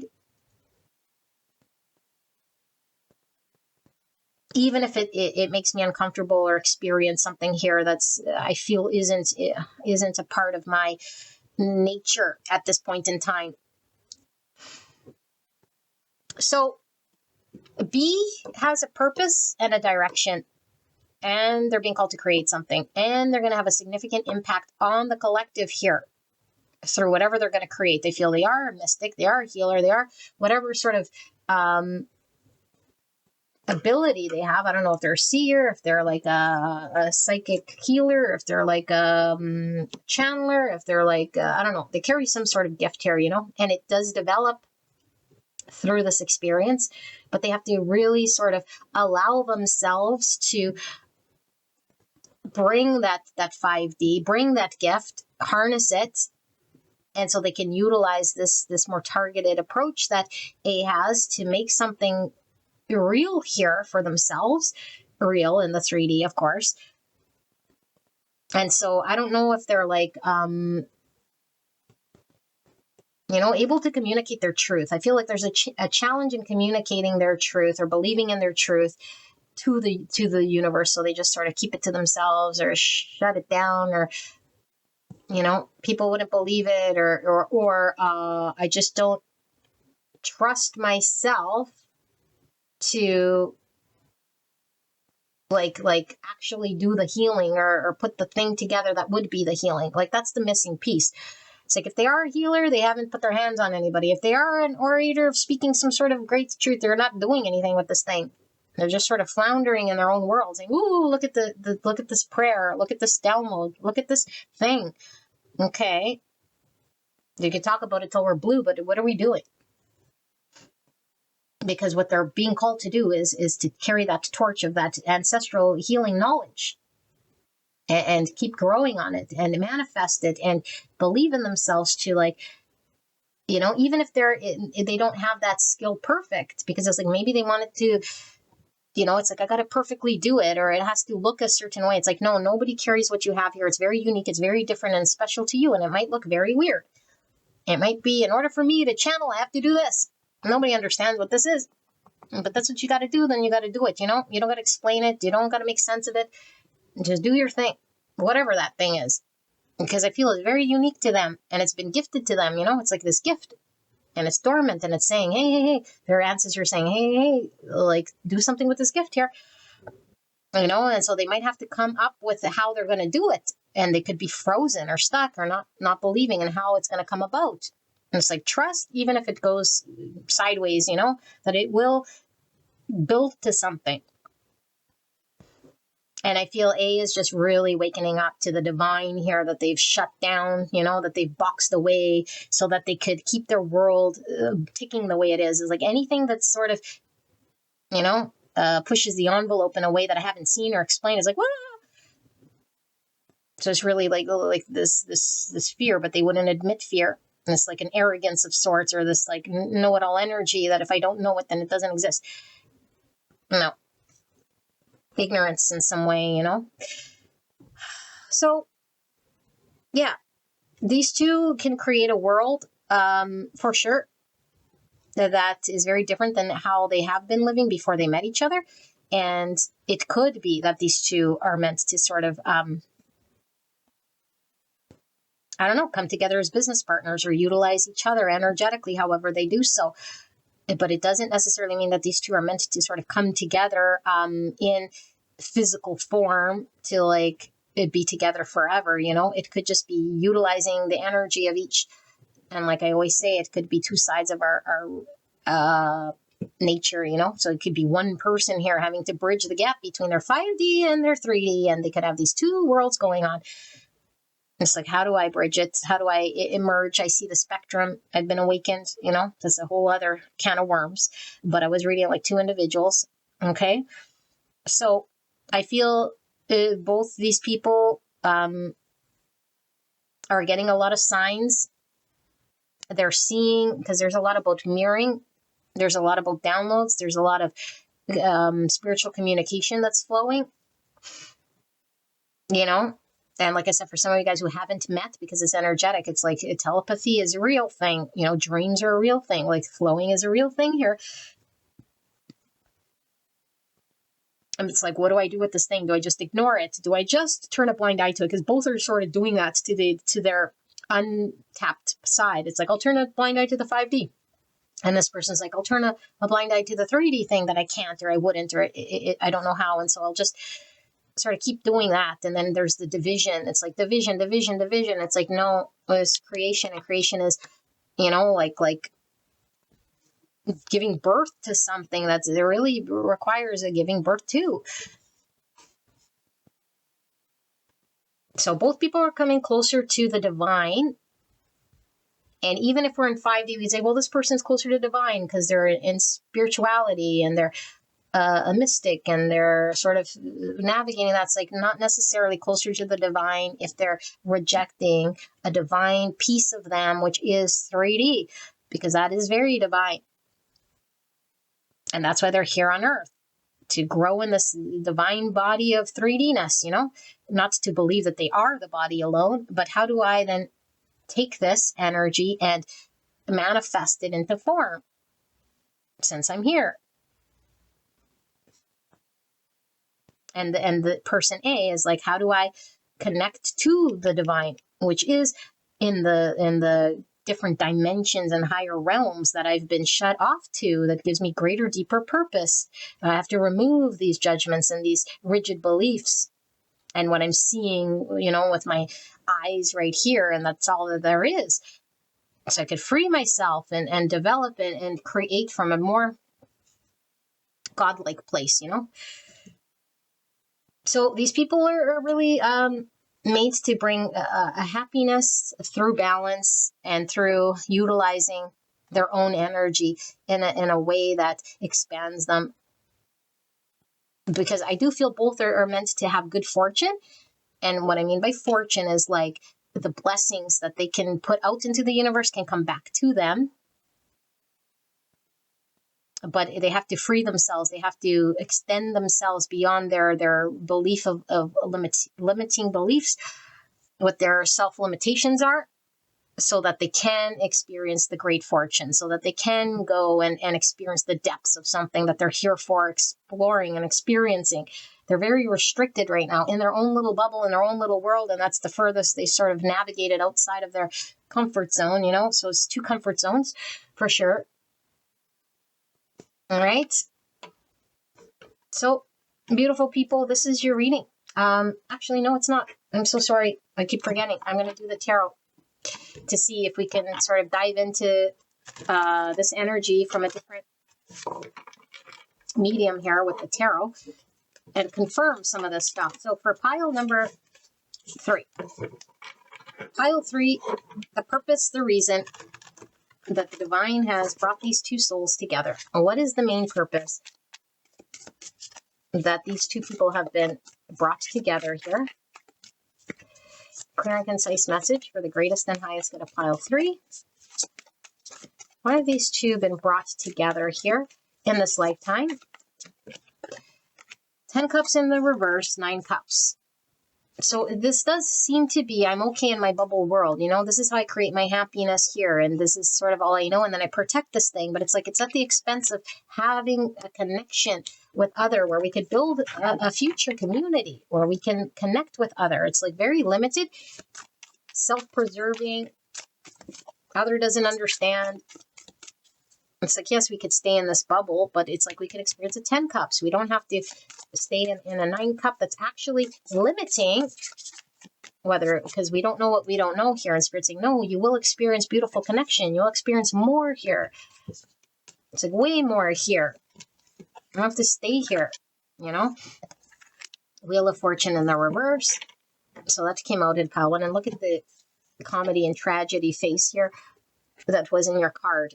Okay, so this is the universe, and the reverse could mean we were stuck in some limiting experience that wasn't allowing us to flow with destiny, move towards growth or expansion. It didn't allow us to experience like a 10 cup in our world. And so we thought 9 cup was it, 5D is it. Woohoo, 3D is it, woohoo. But then underneath there's like, but really wanting connection. And it feels like something's burning out here. And this is like feeling alone because again, I'm misunderstood and connected. Like, no. 5 Pentacle. So separation, scarcity, feeling out in the cold. Again, not welcomed.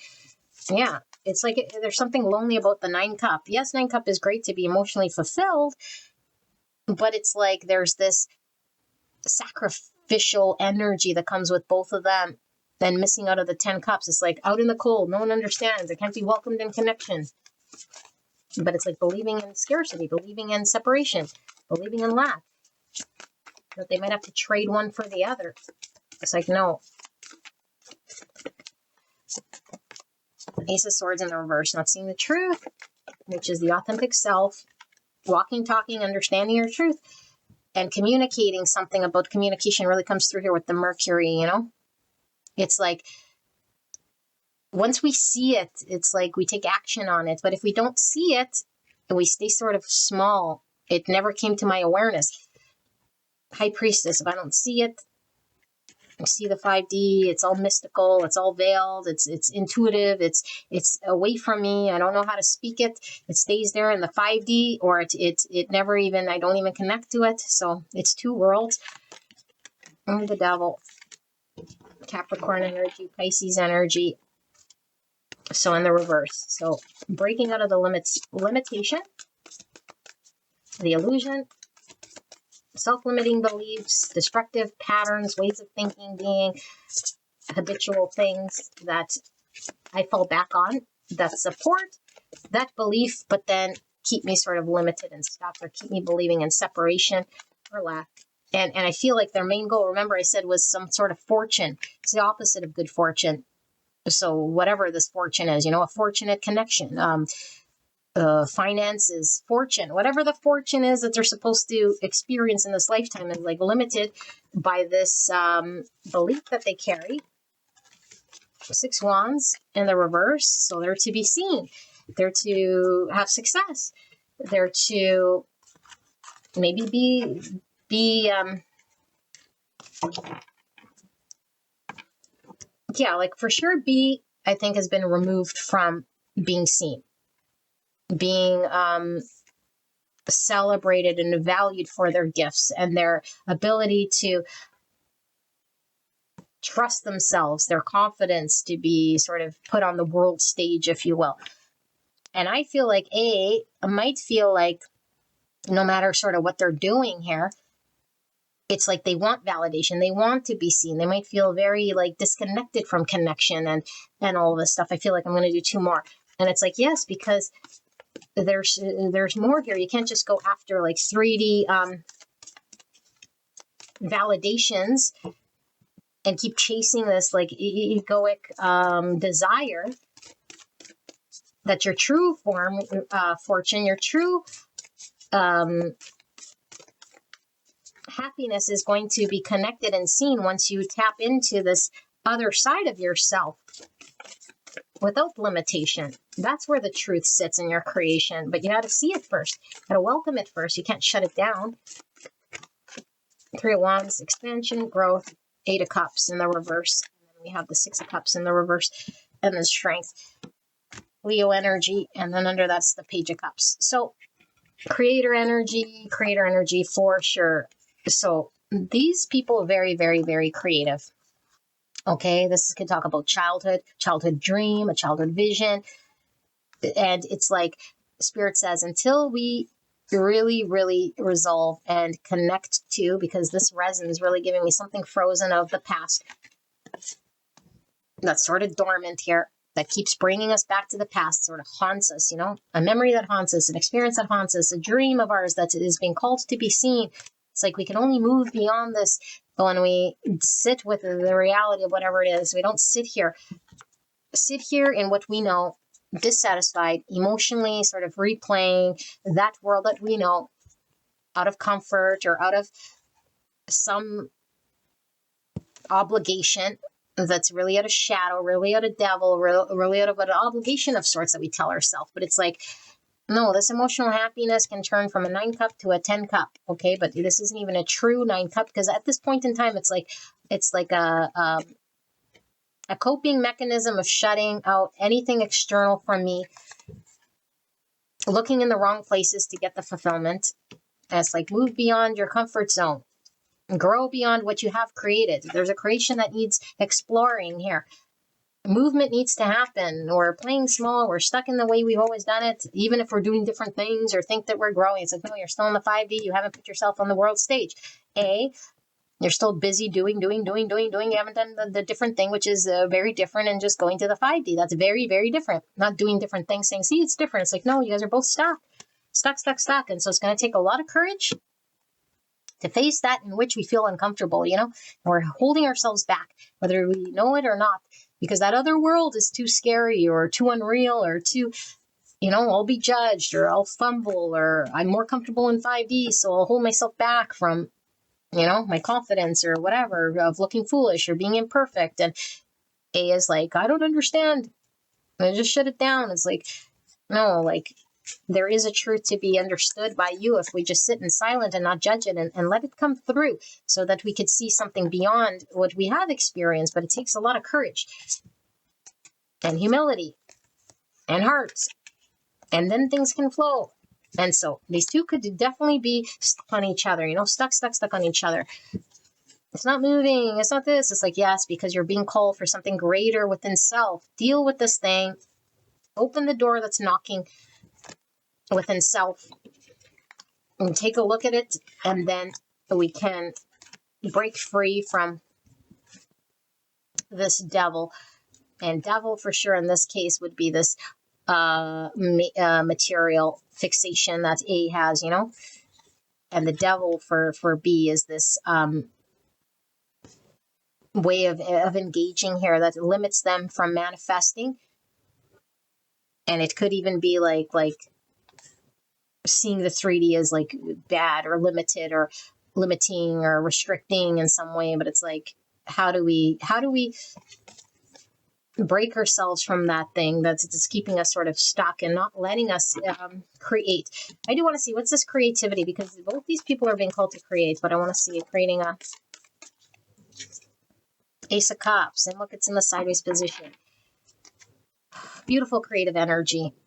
It has to come from the authentic, purest place, which is love, It's like the universe. And again, I'm getting this energy. Was this from you guys? Yes, it was.